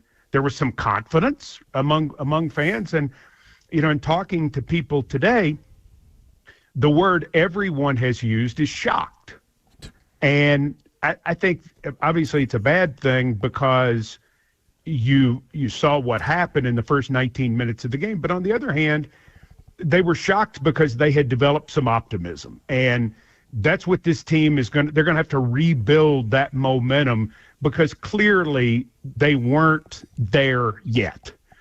They weren't ready to turn that corner fully yet. And they'll certainly have more chances. But yesterday was shocking and disappointing for how it happens. And, it happens at all levels of football. You see it in different games, how it can turn. Tennessee had a horrible first 5 minutes against Vanderbilt. and then basically dominated the rest of the game. Mm-hmm. So, it turns in different ways. It's just it's a strange game at times, and yesterday's game in particular was strange. Well, it couldn't stop the run game, man. And let's start there. I mean, the combination of Brian Robinson and Chris Rodriguez, 29 carries, 197 yards and 2 touchdowns. It just where was the disconnect there in the run defense and getting the fits and controlling gaps and all of that? Part of the disconnect is Jaden Daniels, because he is a guy like a Lamar Jackson that you have to be cognizant of. And so what you're going to do is you're going to play just a little looser, because you may have to fight off a block to the outside because he may tuck it and run. There's some guys who, like Will Levis. Will Levis can run, and they will call running plays for him occasionally. But then there are quarterbacks who are really runners. There are very few of them.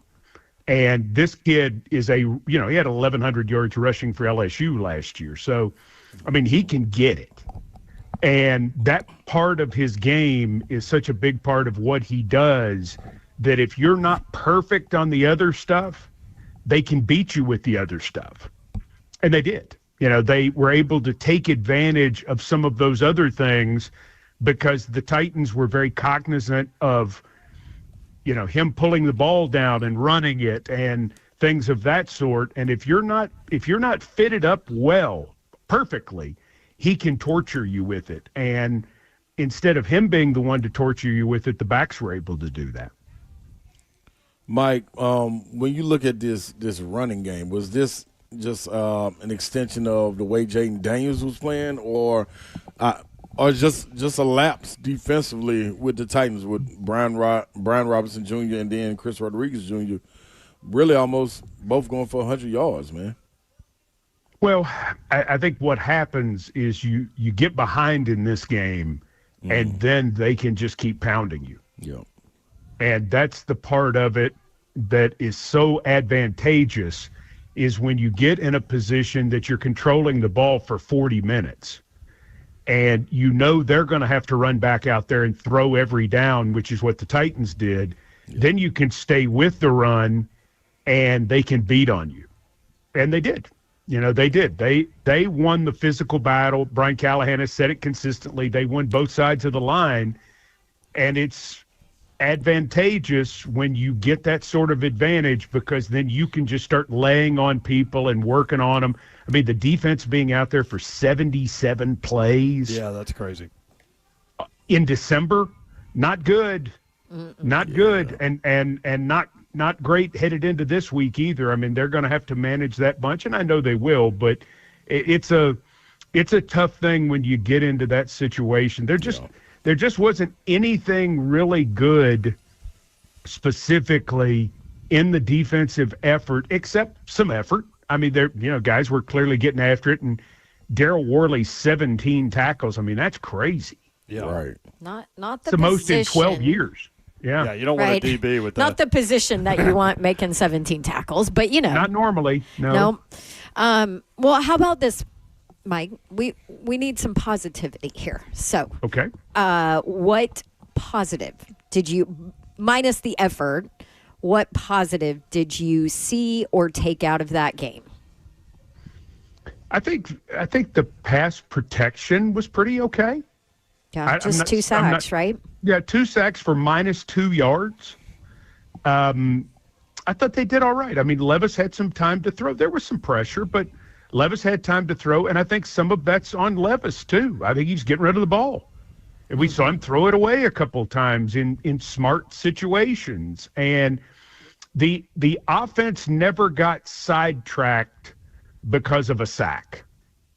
The offense got sidetracked because of other things at different points, in particular drops and penalties. But I thought the protection was good. And as you're watching a guy play, it felt like Levis was playing better than 18 of 37. When I saw the final, there were at least 6 drops, right? Right. And that's my point, Brent, is, sometimes you're watching a guy play and you're saying, that guy's playing well. just because how the game's going. If you don't know the numbers, you just say he's doing a good job. And that's the way I thought Levis played. I thought he played with confidence. I thought we saw some of his athleticism making some plays. We saw a couple more of his oh my goodness throws, which we're starting to see more of. They didn't lose this game because of the quarterback. And in some ways they were climbing back into it to whatever point they got back in the game late in the third because of things he was making happen. So I think those were a couple of positives. There wasn't a lot. It was just a bad day. Mike Keith, voice of the Titans. What about NWI? 20 receptions in his last 8 games, 365 yards, 8 touchdowns. So 40% of his catches go into the end zone. Just crazy. Well, why not more? His percentage needs to be higher. Come on, Nick, do better. Right? No, listen. I'm just happy for that guy. He just keeps playing ball, and what I'm most pleased about, I'm not surprised in the least, but the great Titans fans embracing him the way they have. He has their respect for how he does it, for the human being and the professional that he is, and now he's having this kind of success. And the fan base's response to him, their excitement for him, the way they're pulling for him, the way they're happy for him, that's really cool. It makes me very happy. We had Eddie George on Wednesday to talk about the success that they've had this year, and congrats to the TSU football program on an incredible season. Co-conference champs, first time since '99. EG named Coach of the Year. They make the FCS playoffs. Tigers fall short at Montana by 14, but really hard place to play. An incredible season, and are you surprised that Eddie George could become a first-time head football coach at the college football level and put his program in this position 4 years in? No, I'm not, and let me tell you why. I think he's made to be a head coach. I think he probably had to figure out what it entailed, but I think in doing it, Eddie is so smart and such a hard worker, and he's such a detailed person that I felt like he would figure out in short order what that job was about. There's so many coaches who unfortunately never figure out how different it is to be a head coach. You know, they may know all the techniques and they may communicate with the guys or the girls or whatever, and they may be a really good coach, but to be a head coach, it takes something quite different. And so I am not surprised that Eddie has figured out how to be a successful head coach. Anybody who could go out and do Chicago, I'm being totally serious. I'm being totally serious. Yeah, not at JT Moore, at Broadway. On Broadway, yeah. If you're taking people who can some people are just more talented than most of us. Eddie George is one of those people. And he was made to be, if he decided to be, a head coach. And he has figured this out. He's surrounded himself with people. He's changed things. He's worked on different things. That's just, being a head coach is something that's very, very difficult to understand. That, there are a lot of things that go with it that have nothing to do with coaching ball. Mm-hmm. And Eddie can do that. He can multitask. So I'm very happy for him and not surprised that he has figured out how that works. Tennessee beats Vandy. You mentioned the slow start for the Vols. Were you concerned? Down 14-0, 5 minutes in? For how this season is gone? No. I mean, that game was a microcosm of Tennessee's entire season. Mm-hmm. That was 2024 in one ball game. Hmm. You saw the offense that we expected to see all year that we've just seen in spurts. You saw some disaster. You saw them fight through some disaster. You saw them inflict some disaster on themselves. And you saw them put themselves in positions to make plays when they had to have them. This is a very different Josh Heupel team. I think this may end up being the most different team he ever has at Tennessee. But he coached his very best game of the year on Saturday for how he kept his poise, how they just kept playing. And when you went into the locker room after having had that start and you're ahead, you're going, really? Seriously? How many teams in the country could do that? And that was excellent management overall by Heupel, playing the game that he needed to play to win. You know, he was talked about when he came in, well, he's a system coach. You know, we're talking about this head coach thing, right, with Eddie and how he has to adapt. Josh Heupel's had to become a very different head coach at Tennessee. And he's had to learn that sometimes you just have to bleed it to win a game. You know, sometimes you just got to run it, and throw in certain situations. He has continually adapted. He plays towards his defense now when he needs it. General Neyland would have been quite proud of him through the course of this season. And quite proud of that win against Vanderbilt. My great-grandfather hired him, and even the score with Vanderbilt. Even the score with Vanderbilt, it was a directive. Even, can you believe that? Even the score with Vanderbilt. Vanderbilt led the series 18-2-1. That's crazy. Isn't it? Yeah. Mike, great stuff, man. Appreciate it. And we'll talk with you Monday. You've got the Brian Callahan Show coming up tonight at 6 with you and Amy Wells, and we'll be tuned in. Frank Frangie, Jacksonville's announcer on tonight. I love Frank. Oh, he's great. He's the best. We've been friends 35 years. He's great. Oh, my goodness. Still don't like Jacksonville. But anyway,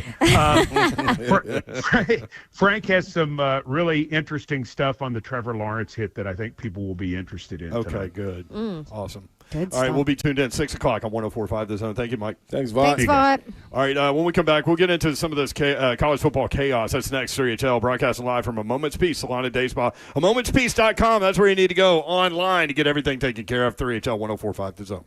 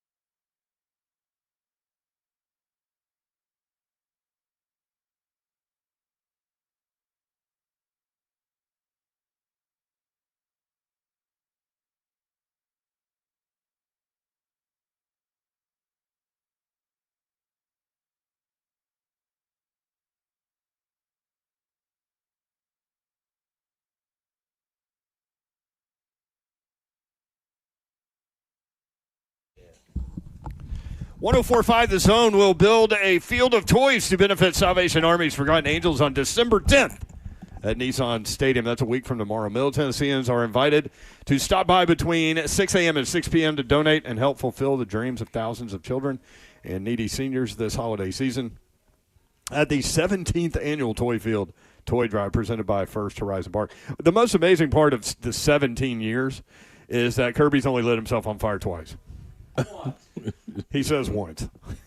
Well, just once that was really bad. Once is where I smelled burning skin, which is not something you can ever unsmell. Right. I think the other one was just like pants or something. Lost a pair of pants. Well, one time he was staying too close to the jet fuel heater thing. Yep. And that thing will get you. It went through his pants and into his skin. We're like, what's that smell? He's like, it's okay. It's my skin burning. We're good. It's like, what? Hey, man, you got to know how to navigate those things. I'm a pro at it. Yes, you are. I always find them on the sidelines, You know cold what to do about it. areas. You taught me. Yep. I knew nothing before. You cannot stand too close. They will eat you. Don't stand too close to the squishy. Yeah. Did you, it's almost 7 years for you now, or right at 7 years. With on 3HL. I know, Yeah. isn't that crazy? And Sleigh Dog's coming up on 4 years in April. But it really goes back further than that because remember you were like on all of the shows every day for technical a while. 3HL Yeah, the life. official 3HL life. So all those dates are coming up. Georgia fights off Georgia Tech 44-42 in 8 overtimes. I was here for it. There were some ridiculously bad calls in that game, as in every game, but that was incredible. Dude, Georgia Tech, I know they're kicking themselves. That Haynes King kid, y'all were talking about him like you want Vanderbilt to go after him. Mm-hmm.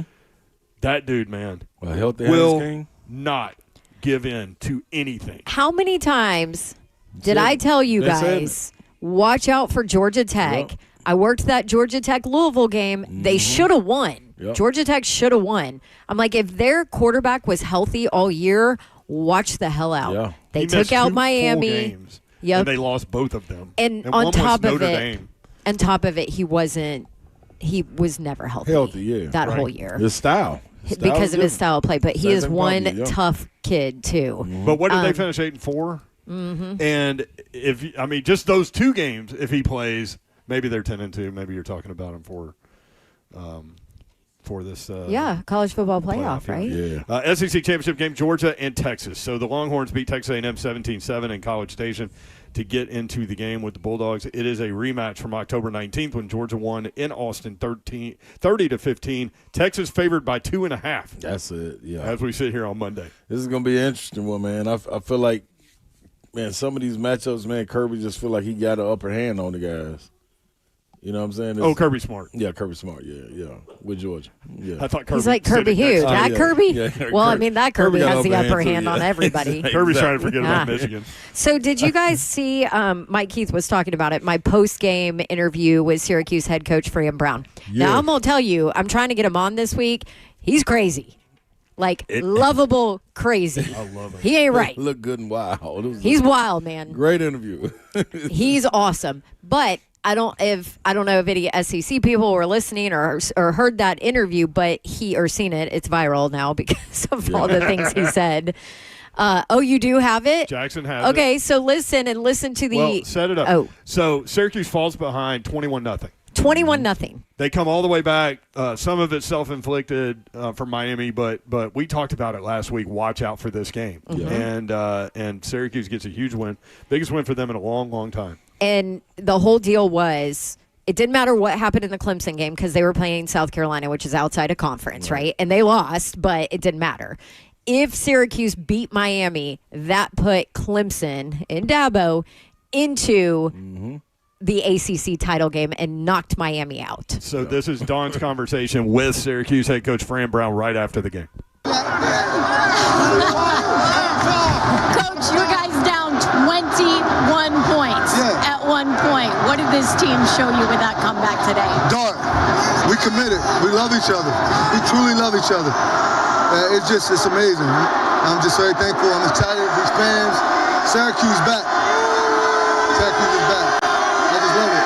Hey, Kirby Smart, thank you for that message earlier, Kirby. It means so much to me, Coach Smart. I appreciate you. I love you. Thank you.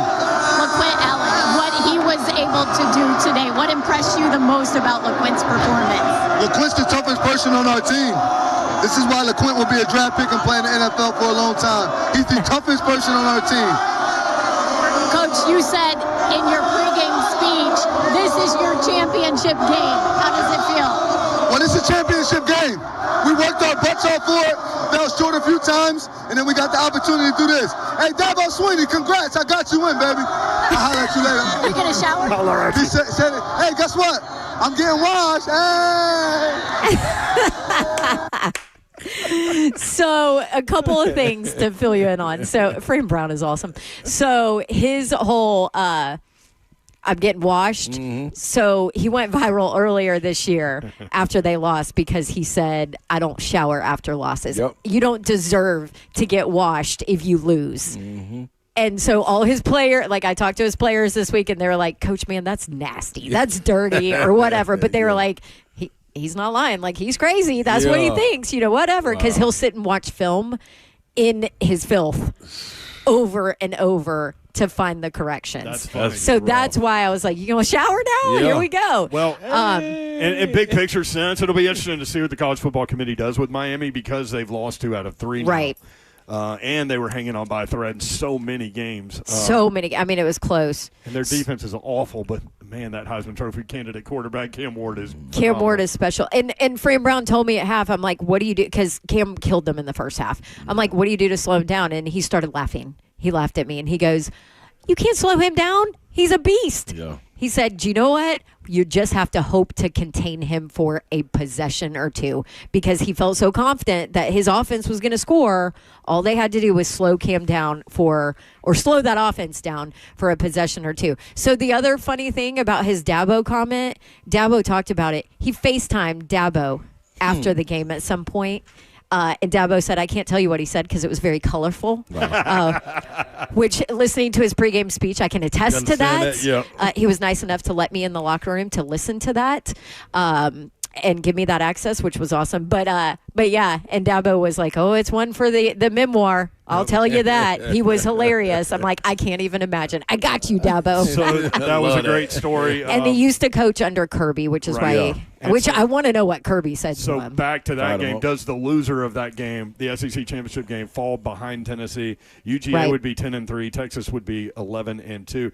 Then Michigan goes to number 2, Ohio State at 6-5, 20.5-point underdog, third biggest spread in series history, and wins 13-10. Ryan Day has 5 Big Ten losses in 4 seasons.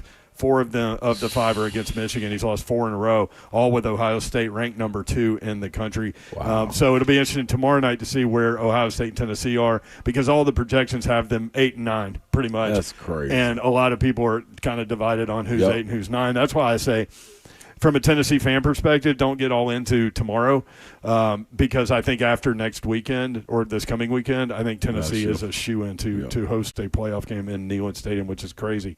Vols have won 9 or more games in 3 straight seasons, which is the first time that's happened to Tennessee since Philip Fulmer did it 5 times from 1995 to 1999. Crazy stat there. Tennessee came from 14-0 down for the first time since 2017. They had lost 33 consecutive games in that scenario. Give it some more. And came back and won. Speaking of the going out the door, can I give a shout out? Yes, shout-outs presented by your mama now. Man, I got to give a shout out to my guy, BG, Bobby Graham, man. Happy birthday, dog. You know what I mean? It's his birthday? It's his birthday, Happy birthday, man. BG. Yeah, man. Great guy, man. Get Little the shirt off his back, man. VFL. My dog, man. So Happy we get ready for the birthday. playoffs, baby. If y'all want to know something, Google Tennessee, Memphis, Bobby Graham, and watch him Absolutely. beat Memphis Number with a 11, late baby. catch. That was spectacular. BG. Playoffs, baby. We ready. All right, 5 o'clock hour. BGBD. 5 o'clock hour coming up. Some Titans players making some excuses. We'll talk about that next. 3HL broadcasting live from a Moment's Peace salon and day spa. momentspeace.com is the website. Gift cards can be purchased there, and you can be a hero. They've got everything you need here: massage, manicure, pedicure, sunless tanning, waxing, sleigh scaping, spa parties, skincare, hair salon, makeup, unique gifts, gift cards. Smooth A like a Moment's baby. Peace salon and day spa. momentspeace.com.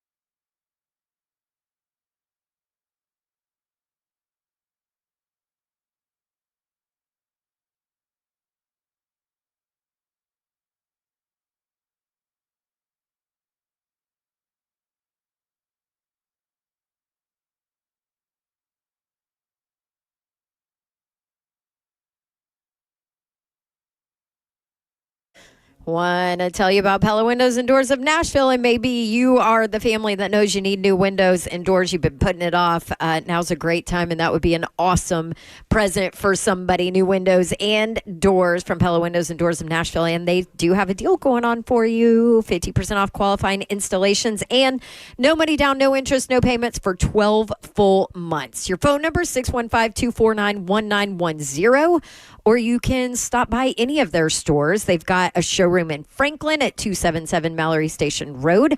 They've got a showroom in Hendersonville now at 256 East Main Street. Or, of course, easily, you can always just schedule a free consultation online. Check out that offer I mentioned. Tell them Dawn sent you. PellaNashville.com is the website, and I'd love to recommend them to you because I have used Pella Windows and Doors of Nashville numerous times. I got new windows and doors in my rental property. I've got new doors now in my house and new windows downstairs in my house, and the entire process was amazing. So there you go. Check them out, Pella Windows and Doors of Nashville at PellaNashville.com.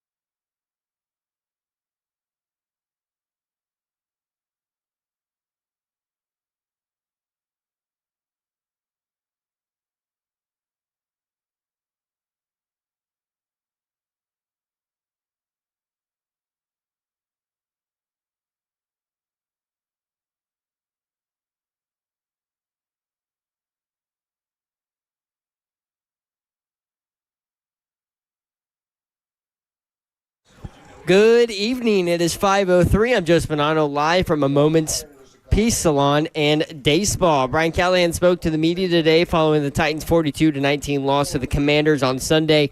He gave an injury update as he said that cornerback Roger McCreary left the game with a shoulder injury, and they will see how he does this week, while Kenneth Murray will work his way back from a hamstring injury that he suffered in the game. Callahan also said that they are hopeful that they can get cornerback Chidobe Awuzie back this week to play, while right tackle Leroy Watson continues to improve with a back injury. In NFL's news today, 49ers are placing both running back Christian McCaffrey and running back Jordan Mason on IR. Knee injury for McCaffrey suffered in the loss to Buffalo last night. Ankle injury for Mason. Tonight, the Denver Broncos will host the Cleveland Browns on Monday Night Football. Kickoff for that one at 7:15. You can catch the Westwood One call of the game right here on the Zone, right after the Brian Callahan Show. For your foundation repair and whatever needs, you need to visit USSDN.com. Breaking news at once on your home for the Titans and Vols. This is 104.5 The Zone.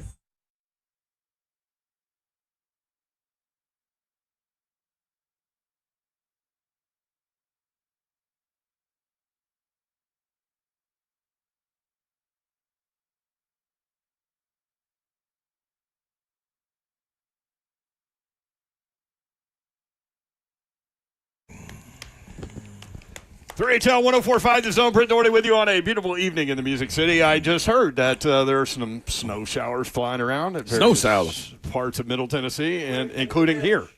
Yeah. It's not sticking. No, but it is. Hit the grocery store. Y'all know I love to watch the snow fall. So I'm anxious to get Guess out what? there. I got my gift opened up. My little stove. What is it? Little stove oven fire pit thingy. The smokeless joint. Oh, the smokeless thing that you can put inside, actually. No, yeah, but this one I can put on the front porch. Oh, well, yeah. let that snow fall. Watching my bourbon, my cigar do. Oh, you'll love that. Speaking What? of I got bourbon. my wood yesterday, too. Speaking of bourbon. Yeah. Got a little something for a little old-fashioned, little Maker's Mark right here. So our guy Brian Prout just came through, and Brian was in the band Diamond Rio. The best. And Babs asked him, when were you guys, like, rolling? And I said 90s. And he was like, yeah, 90 to 2005 or whatever. 90, Meet in the Middle came out in 91. So I was working at Mr. Gaddy's in Green Hills, which is where Noshville is now. And place. I was like bussing tables and doing all that stuff. That's how I knew what the Hobart dishwasher was that Zeph deals with at Cracker Barrel. But this night I was doing the register, and Marty Rowe came through there from down the way. Yeah. And I'll never forget it. But anyway, Brian came by. Man, what a day, Dawn. So Brian came by, and he said he listens to the show all the time. He brought Dawn Davenport and Almond Joy, which is her king favorite, size, her favorite candy bar. which I'm about to open. That ain't leaving here, is it? Nope. Mama needs this. And a bottle of Mayomi, which he knows that she loves. Can I open that too, or is that frowned upon? Hey, man. Hey, listen. I feel like Kip would be okay with me having a glass of wine at the A Moment's Peace Salon and Day This one's Spa. never been wrong. So Slay always has this argument that cannot be refuted. Like, if they bring us to a relaxing place and they want you to be relaxed and preach relaxation, then open that thing. Then That's we what it- should preach chocolate and wine to go along with your massage. And he brought Slay and I bourbon. Yeah. He brought us Maker's Mark. I know one thing. That Mayomi opened up. This Maker Mark is definitely getting opened up. Oh my gosh, I better not open this Mayomi then. Just tell Don't you. worry, I'll save you We sat some. here and drank during the show at a Moment's Peace Salon at Day Spa. That'd be like, woo, that's a moment's peace. Dawn Davenport is here, y'all. Let's go. That they're having a moment's peace. So at the beginning of the show, I feel like I need to update the 3HL family because Dawn could use your prayers. She's going through a lot right now. And so we said she was on assignment last week, but in reality, I'm going to go through this quickly, okay? Yeah, just hit it quick. All right. Fell down the stairs in the garage at home. Busted head open. Blood everywhere. When she came to, she texted her husband, I fell. Can you come help? So Actually, I just said, I fell. Help. So He's like, what? they end up at the emergency room. They staple her head, and I was wondering, no stitches, because I've had tons of stitches, and I've seen staples and what that is. But then I thought, well, she doesn't want to get her head shaved for the stitches, so that's why staples, right? You are correct. Okay. And they itch. While there, they did healing. They did a scan. That's a good thing. Didn't find anything regarding the injury, but did find something on your brain. Yes. And so we have to just kind of wait and see, but we're positively optimistic. Right. So so this is the part we didn't tell. You had to go through all of Thanksgiving weekend with this appointment on Monday morning. Mm-hmm. And I can't even imagine. Because I don't know if you know, but neurology offices are closed on Thursday and Friday but and Saturday they wanted and Sunday. you first thing Monday morning. So the scan showed favorable, at this point, monitor situation. Yes. So I will have an MRI on Friday, and that will tell us more. But we're cautiously optimistic. So please pray if you are in the 3HL family prayerful community. Please pray. So everything happens for a reason, and maybe I busted my head open for a reason so that we could find this, right? As a part of all this, she also suffered a concussion. So Yes. she's dealing with concussion syndromes, which actually will help you in your job because now you understand completely what these players are going through when they're in concussion protocol because you had double vision, sensitivity to light, headaches, trouble sleeping, all those Trouble things. concentrating. Yes. Yeah, So, all of those things. While all this is going on, Dawn Davenport, you guys know her and will not be surprised by this, elects to fly on an airplane at 40,000 feet and go to Syracuse to an indoor stadium where the sound is reverberating and she's got a concussion and she's trying to do her job. And for the first time in her entire career, pregame gets hit by a football in the face. Yeah. I've never gotten hit by a football ever. And now luckily it was a ricochet, so it wasn't like a direct hit. Yeah. And I did give the guy who didn't catch it crap for not catching it because then it ricocheted off my face. But yeah, what are the chances of that? I've never been hit. What are the chances of any of this? Yes, I know. So then she comes home. But I was okay. She has the appointment today, and they're like, okay, we're going to take a conservative approach. We're just going to monitor this situation. And then she had to go put one of her 4 dogs down today. Yes, our sweet Coco went to heaven today. So it's been a hell of a 5 days, prayers up huh? to our sister, Dawn Davenport here. And she's been just doused with gifts while here at I've cried like 8 times today. And I mean, you guys know I don't ever cry. Have you guys ever seen me cry? I think it's the first time I've seen tears in your eyes, and that's twice. Yeah. So we were thanks talking about to Rick, who gifted me the top spa package here at the spa. Yeah. So sometimes when you hit your head, you hear about people like becoming a completely different person.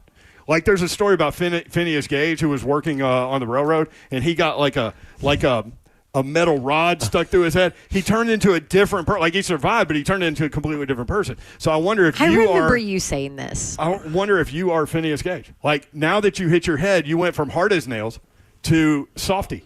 So the rod was staying in the dude's head, though? No. Just pause. Listen. No, I'm not turning soft here. No. Listen, I filled out my pre-visit paperwork this morning, and it said something like, has your personality or demeanor changed in the last 5 days or something? So I looked at my husband, and I was like, I mean, I think that's a definite no, right? And he was like, nope, you're still an a-hole. I was like, okay, we're good. Nope, you're still good. So don't worry, I'm not getting soft on you guys, but I am a little soft with our listeners because we have the best 3HL family ever. So Rick and Madden and Brian and Harrison Forbes that brought me a sweet dog book to deal with the loss of Coco. Everybody's just awesome. I really thought you said Harrison Ford for a second. I'm like, wait, I miss Harrison Ford. What was he at? Harrison Ford was at a moment's peace? He made a comeback. Oh, my gosh. He's actually in a show called Shrinking that is phenomenal on Apple. Really? Yeah, really good. Right. Anyway, so that's us in a nutshell today. So there you go. When we come back, we'll talk college football with Chris Lowe. Let's do it. God, what a chaos coming up weekend. Next on 104.5 The Zone.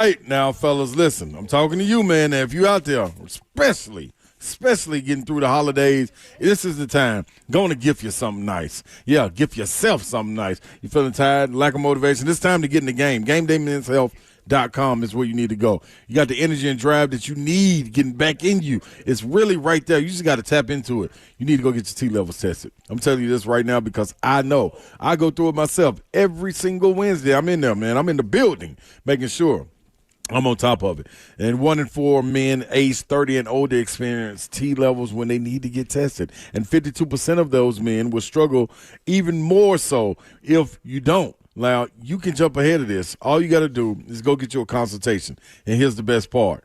They're in Green Hills and Hendersonville. So right here, 2 prime locations, ready for your consultation and lab work to find out what's going on in your body. That's completely free also. That's right, completely free. You're under no obligation to move forward if you don't think you're right fit. What you got to do is go to GameDayMen'sHealth.com to find out more information. But book your appointment online today and get in the game today with GameDayMen'sHealth.com.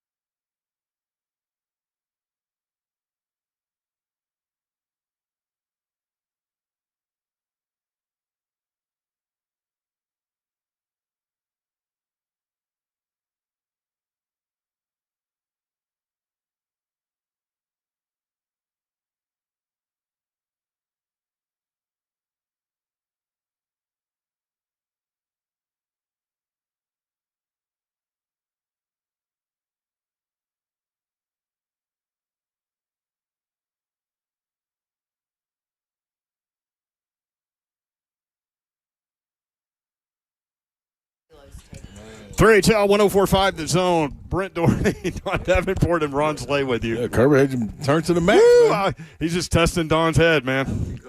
Yeah. Don, you dealing with loud sounds and voices with that concussion? Killing me, Curb. Killing me, Curb. Killing me, Curb.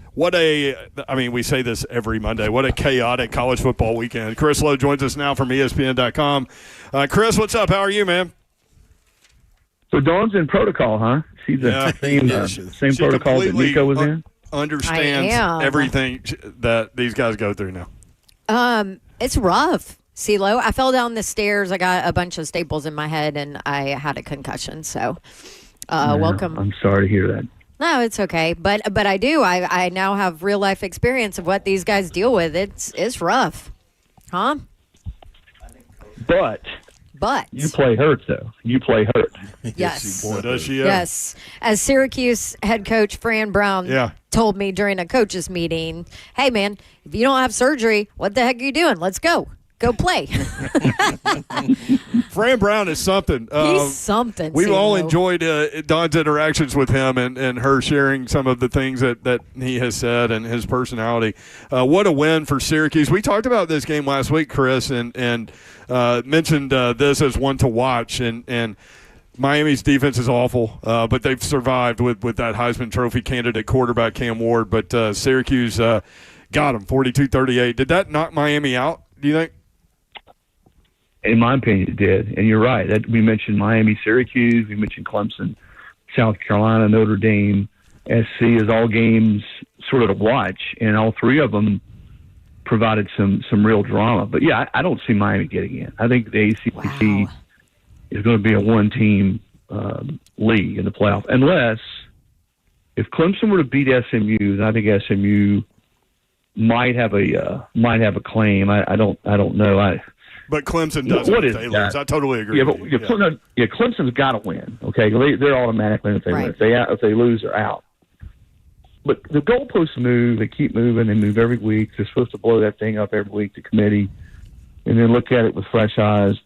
I don't know that I really believe that. They got a hard job, man. And I think if you got 40 people together who follow college football, fans, administrators, players, conference commissioners, and you polled them on who should be the 12 teams in, you get different answers. I mean, if you're going head-to-head, I think it's going to come down to one SEC team. I think there's going to be one spot left, and I think it's going to be either, let's do it alphabetically, Alabama, Ole Miss, South Carolina. So I'm not saying in that order. Who's the best you could team? sell any of the three teams. Absolutely. In different ways. In different ways. And I think probably I've always been in football because football is different than basketball. You play teams 2 or 3 times in basketball. You only play once in football. So head-to-head's got to matter. Yep. And probably has to matter more than really just about anything else. And South Carolina lost to both Ole Miss and Alabama. But that said, who's a better football team right now? If you took 20 coaches in America and said, who would you least want to play right now? I bet you South Carolina would get more votes than the other two. Right. But so anti-South that Carolina claim is the head-to-head, but totality of the season. How much does the totality of the season matter compared with how good you are right now? Yeah, and they won 6 in a row. They beat 4 ranked teams. Carolina has in that stretch. They've got a good strength of schedule, good strength of record. I think they've got a better strength of record than maybe the other two, which is a metric I know the committee looks at. But I think whoever you pick among those three, and you said it best right there, Brent. You could make a case for any of the three. Who's the best football team right now? I just saw Carolina. I was at the Clemson-Carolina game. I wouldn't want to play it. They got a difference maker at quarterback. They have an elite defensive line. They're terrific on special teams. They're playing with a lot of confidence. Alabama still, to me, is just – I don't know that I trust them. They were awful 2 weeks ago on the road against Oklahoma. They did win in the Iron Bowl. Ole Miss has that. And, again, I'm a little biased because I was at the Ole Miss-Georgia game, and they didn't beat Georgia. They beat them up. They were so-so against Mississippi State. They lost to Kentucky. Kentucky won one game in the SEC this year, one game. Wow. and that was at Ole Miss. So, I mean, you can probably find warts in all the teams. I think when you go down this road to the committee, there's subjectivity involved, obviously. But that's what everybody wanted. They wanted to move away from the computers and the metrics of the BCS. Mm-hmm. Let's get a committee. Let's pick them. They'll tweak the system. We'll have 14 or 16 teams in the playoff by 2026. I think the first thing they've got to do is you got to ditch the top 4 conference champions, the top 4 seeds. That's crazy. Mayor's been preaching that. I've been on this since last off season. Yeah, the 4 best teams should get the buys, based on where they're ranked. That, if you're a conference champ, all conferences aren't created equal. All schedules aren't created equal.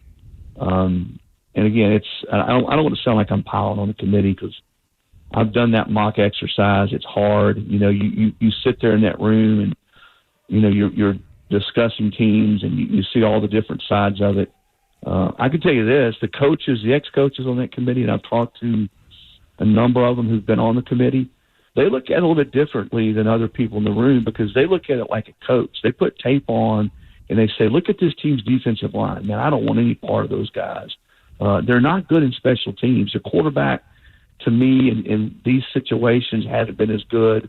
Their offensive line, really strong on the left side. They look at it like a football coach. Who would I not want to play right now, which is not necessarily the way everybody, all 13 members, look at it. CeeLo, man, and when you talk like that's the thing that always gets me. They go by who you don't want to play right now, which almost would be negates South Carolina. Yeah, I would guess, right? But it negates everything that you did prior to that point. Like you just got hot at the right time. You know what I'm saying? Yeah, that's why it's got to be a mix, and that's why you got to sort of push away, look at it from 1,000 feet away, and I'll go back to what I said at the outset: is I still think if it's close, I'm not talking about 2 losses different, or if one team's gotten 5 ranked wins and one's got 1, but it's close. It's really pretty close among those 3. To me, head-to-head has to matter. I mean, I just don't think in football, if we ever get away from head-to-head not being sort of at the top of that list, then, as Lane said, and listen, Lane says a lot of things. Somebody said last week I agree with, some I don't, but he's right. If head-to-head doesn't matter, why play the games? Right.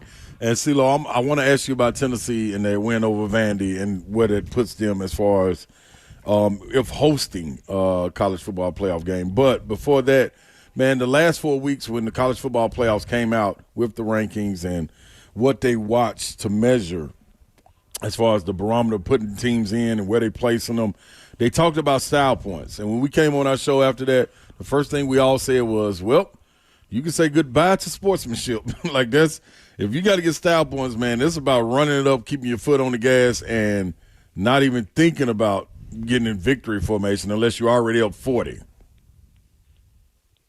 And I think I think you've seen some of that, Ron. Mm-hmm. Teams got to play well because they do watch the games. So you want to be consistent. You don't want to play in spurts. You don't want to show vulnerability, in certain parts of your team because now I think we're gonna have one spot available, and I guess there's going to be about 4 or 5 teams. Let's say that one spot, it's Miami. Let's say Clemson wins, and it's SMU. Then it's the 3 SEC teams we discussed. There's probably not a lot that separates or differentiates those 5. And the whole argument about, and fans do this in every conference. Well, if they played in this conference or if they played our schedule, well, guess what? They don't play your schedule. They don't play in your conference. And that's just the way it is. College football is such that you're always going to be weighing teams that play different schedules in different conferences. It's not apples to apples. And I think that's the hardest thing that people have trouble wrapping their hands around. We don't have a preset NFL playoff format where you're playing generally the same types of schedules as you do in the NFL. But in some respects, I remember it was a few years ago that the NFC South champion got in it. They were like 8-8 or 7-9 or something crazy like that, and they got a bye, and they got that first round So it's a little bit like that in college That was football. Seattle, right? They ended up hosting maybe that was New Orleans, and that was the Marshawn Lynch game. Yeah.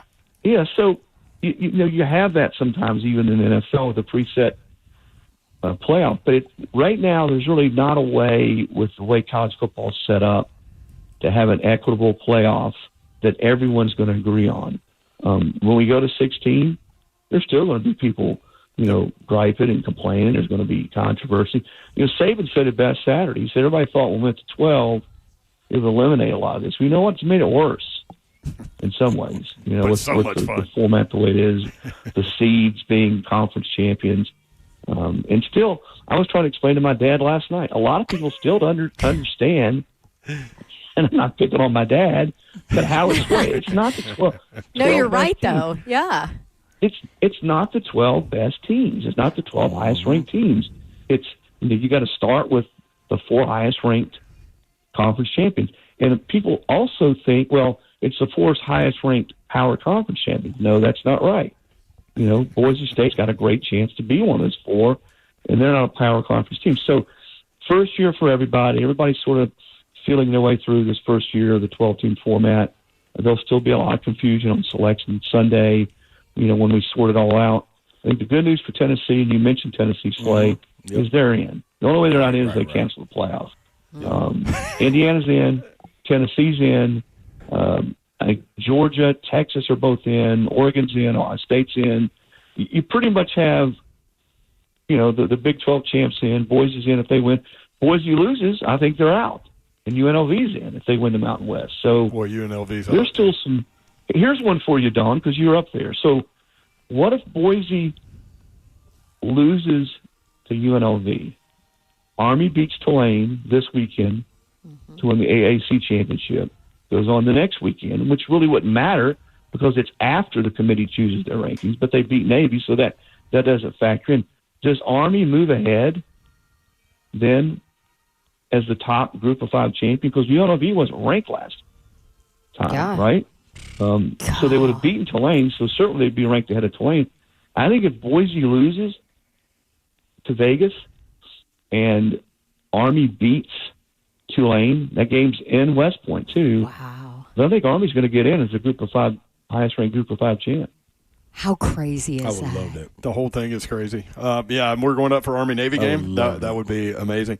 Chris Lowe, ESPN.com. And what does Navy want to do? Spoil Annie and all of it. From Trey, but to Lowe's point, it would already be decided. So yeah, that's true. Such a weird. And so then at that point, do they talk about moving that game up to get it in the schedule? From Trey Wallace. That was discussed by the committee. That was discussed by the committee. That game's going to be played. But listen, nobody in their right mind at that juncture felt like the winner of that game was going to somehow be in the playoff conversation. No. And shoot, at one point this year, they both were. Yes, college football's on crack. I keep saying it. Remember, Trey Wallace said this, and this is good. Remember when Georgia fell from 3 to 12 after losing to a ranked Ole Miss team on the road? What is the committee going to do with Ohio State? Will they have a similar fate after losing to unranked Michigan at home? Yeah, Trey's dead on. I mean, I think a lot of people, as we wait for tomorrow's ranking, I think that's the first thing everyone's going to be watching for. How far does Ohio State? How far do they fall? Do they fall below Tennessee? If they do, then Tennessee's got a shot to be a home playoff team. I personally think they should. They lost to a team that has been average all year long and was a 3-touchdown underdog. Ohio State, their only real quality win is Penn State, which is a good win. Tennessee's got a few wins. I think they should. I don't know if they will, but pretty much where those teams are tomorrow night, because State and Tennessee don't have a chance to improve their resume. They're not playing anymore. They're not playing a conference championship game. It's hard for me to believe that if Ohio State's ranked below Tennessee or vice versa, that one of those is going to jump the other team in the final ranking. Well, and you still, as a committee, you still want those conference championship games to matter, right? To make a difference. I don't think the loser of the games, Dawn, are going to really be penalized. Yeah. No, outside of Clemson. Clemson's got to win it, they're out. But right, but they did enough to screw that up already. Yeah. Yeah, or the SEC. They're going to still be in. It might drop their seed some, but I still have a hard time. If Georgia loses, let's use that as a hypothetical. If Georgia loses to Texas, Georgia's not dropping below Tennessee. They're just not going to. Nor should they. They beat Tennessee soundly during the season, and I just don't think if you make the conference championship game, you should suffer a severe penalty like that. What about if Penn State gets blown out by Oregon? Could they drop 3, 4, 5 slots? Okay, let's play. To me, they should probably drop at that point. I would think they would drop below Ohio State because Ohio State beat Penn State. Now, would they drop below Tennessee? I don't know. I mean, that's why I was talking to somebody on campus last night, and I think Tennessee's right on the cusp. I think they're an 8/9, maybe as low as a 10 seed, but I think they're going to fall right there on the 8-9 threshold, and which means if they're 8, obviously they're at home. If they're 9, and that's a huge advantage, guys. I can't tell you the number of people around college football who've been through Neyland Stadium the last few years and talked about what an unbelievable environment, how hard it is to win there. Tennessee playing at home versus the road is night and day. Because for all Josh Heupel's done, and he has done an unbelievable job at sort of rebuilding that culture and getting Tennessee to places they haven't been in decades, knocking barriers down. The one thing they haven't been able to do under him is go on the road and beat really good football teams, especially at night. Man, it's going to be fun. Yep. It's going to be so much fun. Yep. Chris, thank you. So last thing, you said about Tennessee Vandy. You said Tennessee doesn't need to come out there and basically play with their food, which they did, and they were still able to find it and then win going away. How surprised were you, not by the fact that Tennessee won, but in which they won?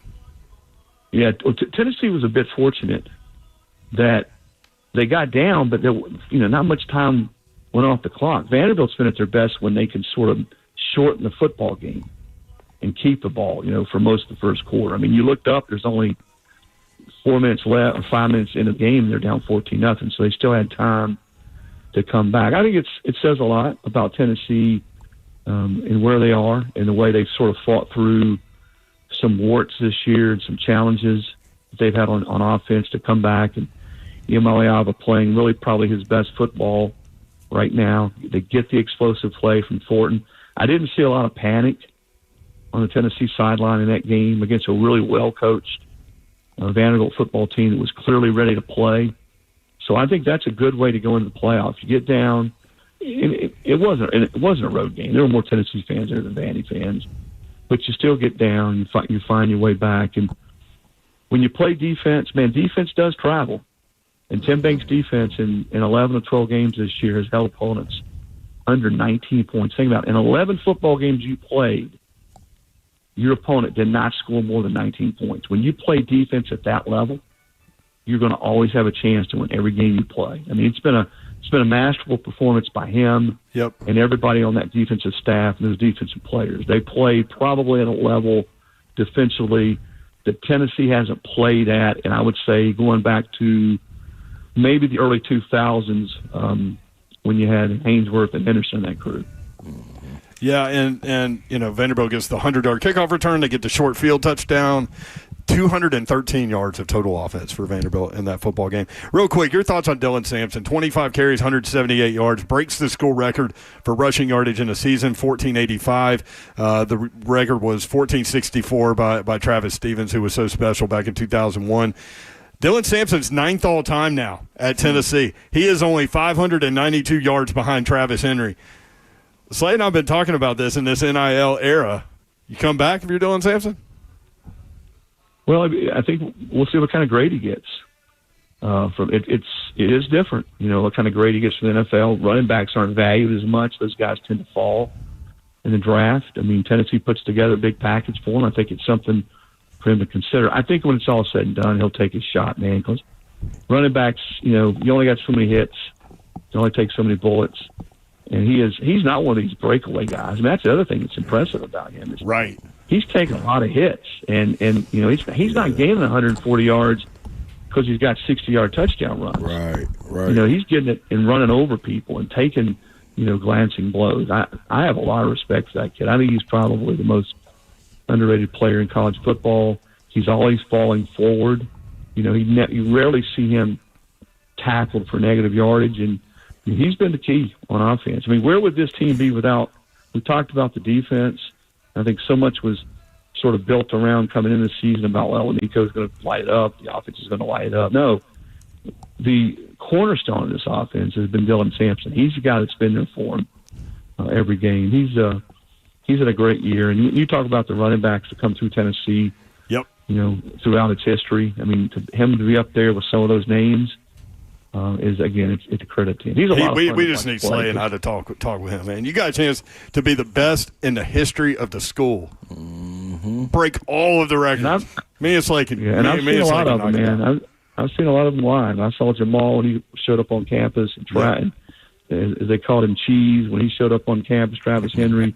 I still think Chucky Webb's the best I ever saw at Tennessee. I never saw a better runner that did everything well and could break away and could cut and the vision that Chuck Webb had. He's still, to me, the pinnacle of Tennessee running backs. But, man, they've had a ton. How about the comment in the sky that was Charlie Garner?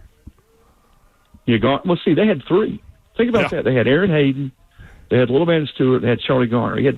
And I think Jay Graham might have been a freshman then. Think about that running back room. Forgot about Jay Graham. Number one running back in the country coming out of North Carolina. Golly. You're talking about but for my money, and I know I'm old, and people are like, "Who is Chuck Webb?"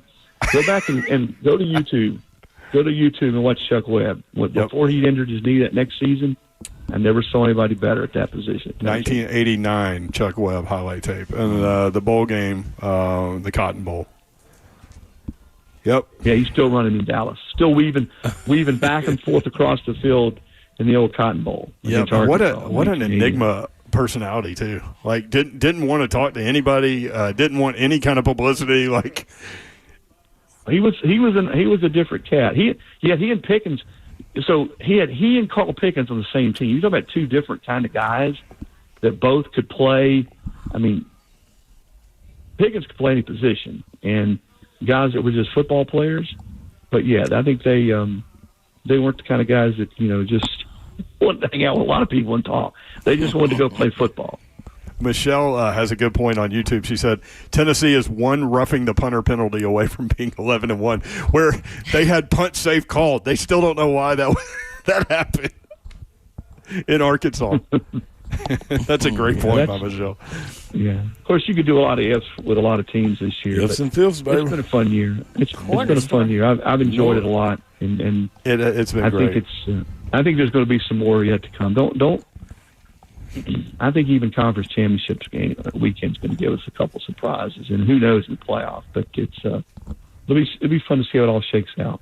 Great stuff, Chris. Appreciate you, man. Hope you had a great Thanksgiving. We'll talk with you next week. CeeLo, you can sneak over to the Thompson Bowling, too. Vols take on Syracuse, have you a couple of flashbacks. You know what? Me and the OG might be there, Slay. Yeah, I love the Wizard, Tony. I love it. I'm going to be looking for y'all. Slay had a game against Syracuse in New York. Well documented, that whole trip. All right, Low Dog, thank you. Not only did he have a good game, but his head was hurting really bad that game. He still played. How can you go for 30 and 12 hungover? Well, I thought about you in New York City last week. I know. Your exploits there. Hey, memory road, baby. Memory lane and memory road. Was that a Jerry Green Tennessee team in New York or a it was Buzz definitely Peters? Jerry. No, it was Jerry Green. Oh, Lord. Only Jerry can make that magic. Yeah, that was magic. Oh, man. Thank you, Chris. Good stuff. All right, guys. All right, more 3HL next from a moment's peace. 104.5 The Zone.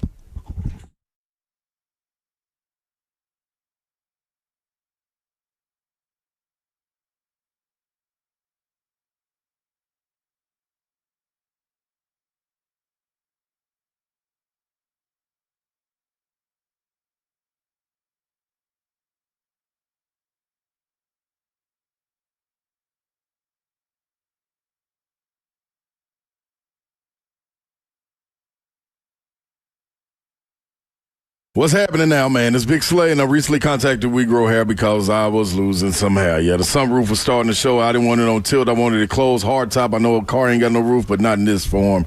I know what you're thinking. You're like, Big Slay, why though? Well, I'm watching myself on the stream, and I'm not going to sit by and watch the hair just slip out. Fall out, whatever you want to call it. I'm going to fix it. Went to PAI Medical, We Grow Hair. Actually, I went there today also. Get my little therapy, you know. But you can lose up to 50% of your hair before you even notice it. Do what I did. Call right now for your free evaluation, 615-376-6010. For almost 30 years, We Grow Hair has been Nashville's premier hair restoration medical clinic. We Grow Hair's FDA-approved laser hair therapy plus antigen therapy is going to restore your hair. All you got to do is take the time to get in there. They even have a trademarked hair transplant procedure that gives you 3 times more hair in one procedure. Now, you're losing your hair? Fix it. Go to WeGrowHair.com, 615-376-6010. Call now and get you an appointment and tell them and let them know Big Slay told you to go.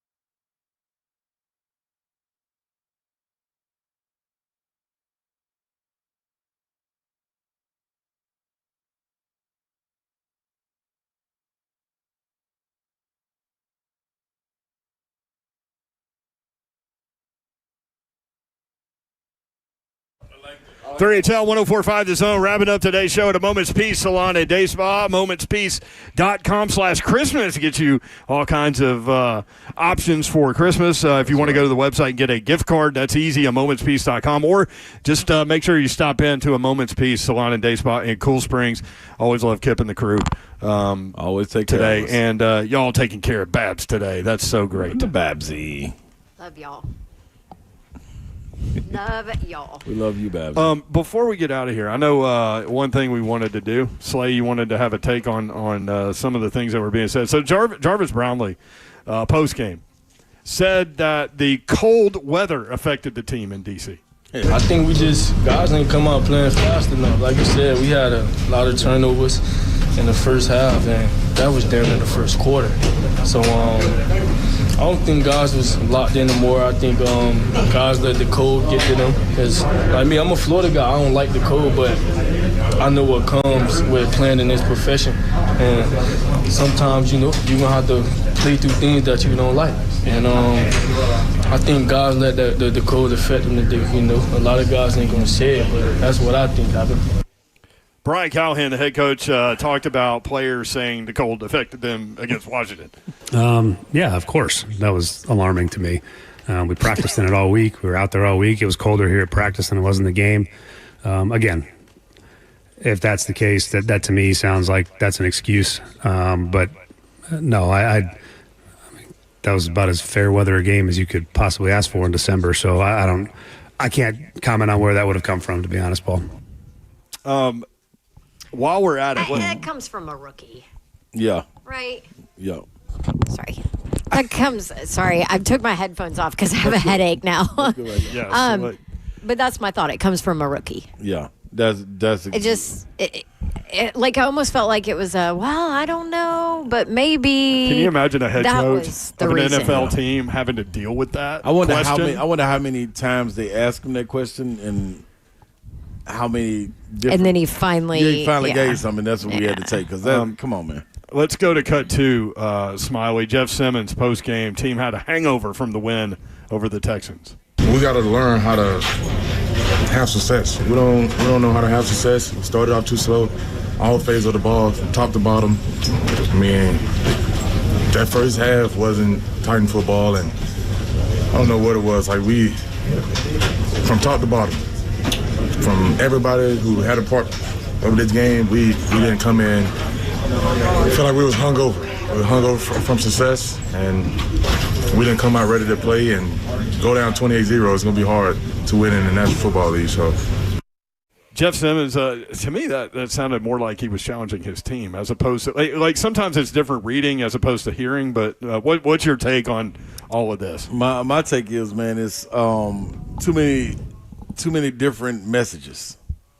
You know what I'm saying? I think that's the one thing when you look back on championship teams, and I know that this team is not there, but when you talk about creating culture, when you talk about everybody having one voice, and maybe it gets boring, and maybe it's the same old thing over and over, but that's what made Belichick great. Like, it wasn't just people just coming out saying anything, you know what I'm saying? And maybe this is their thoughts, but everybody needs to be on the same track.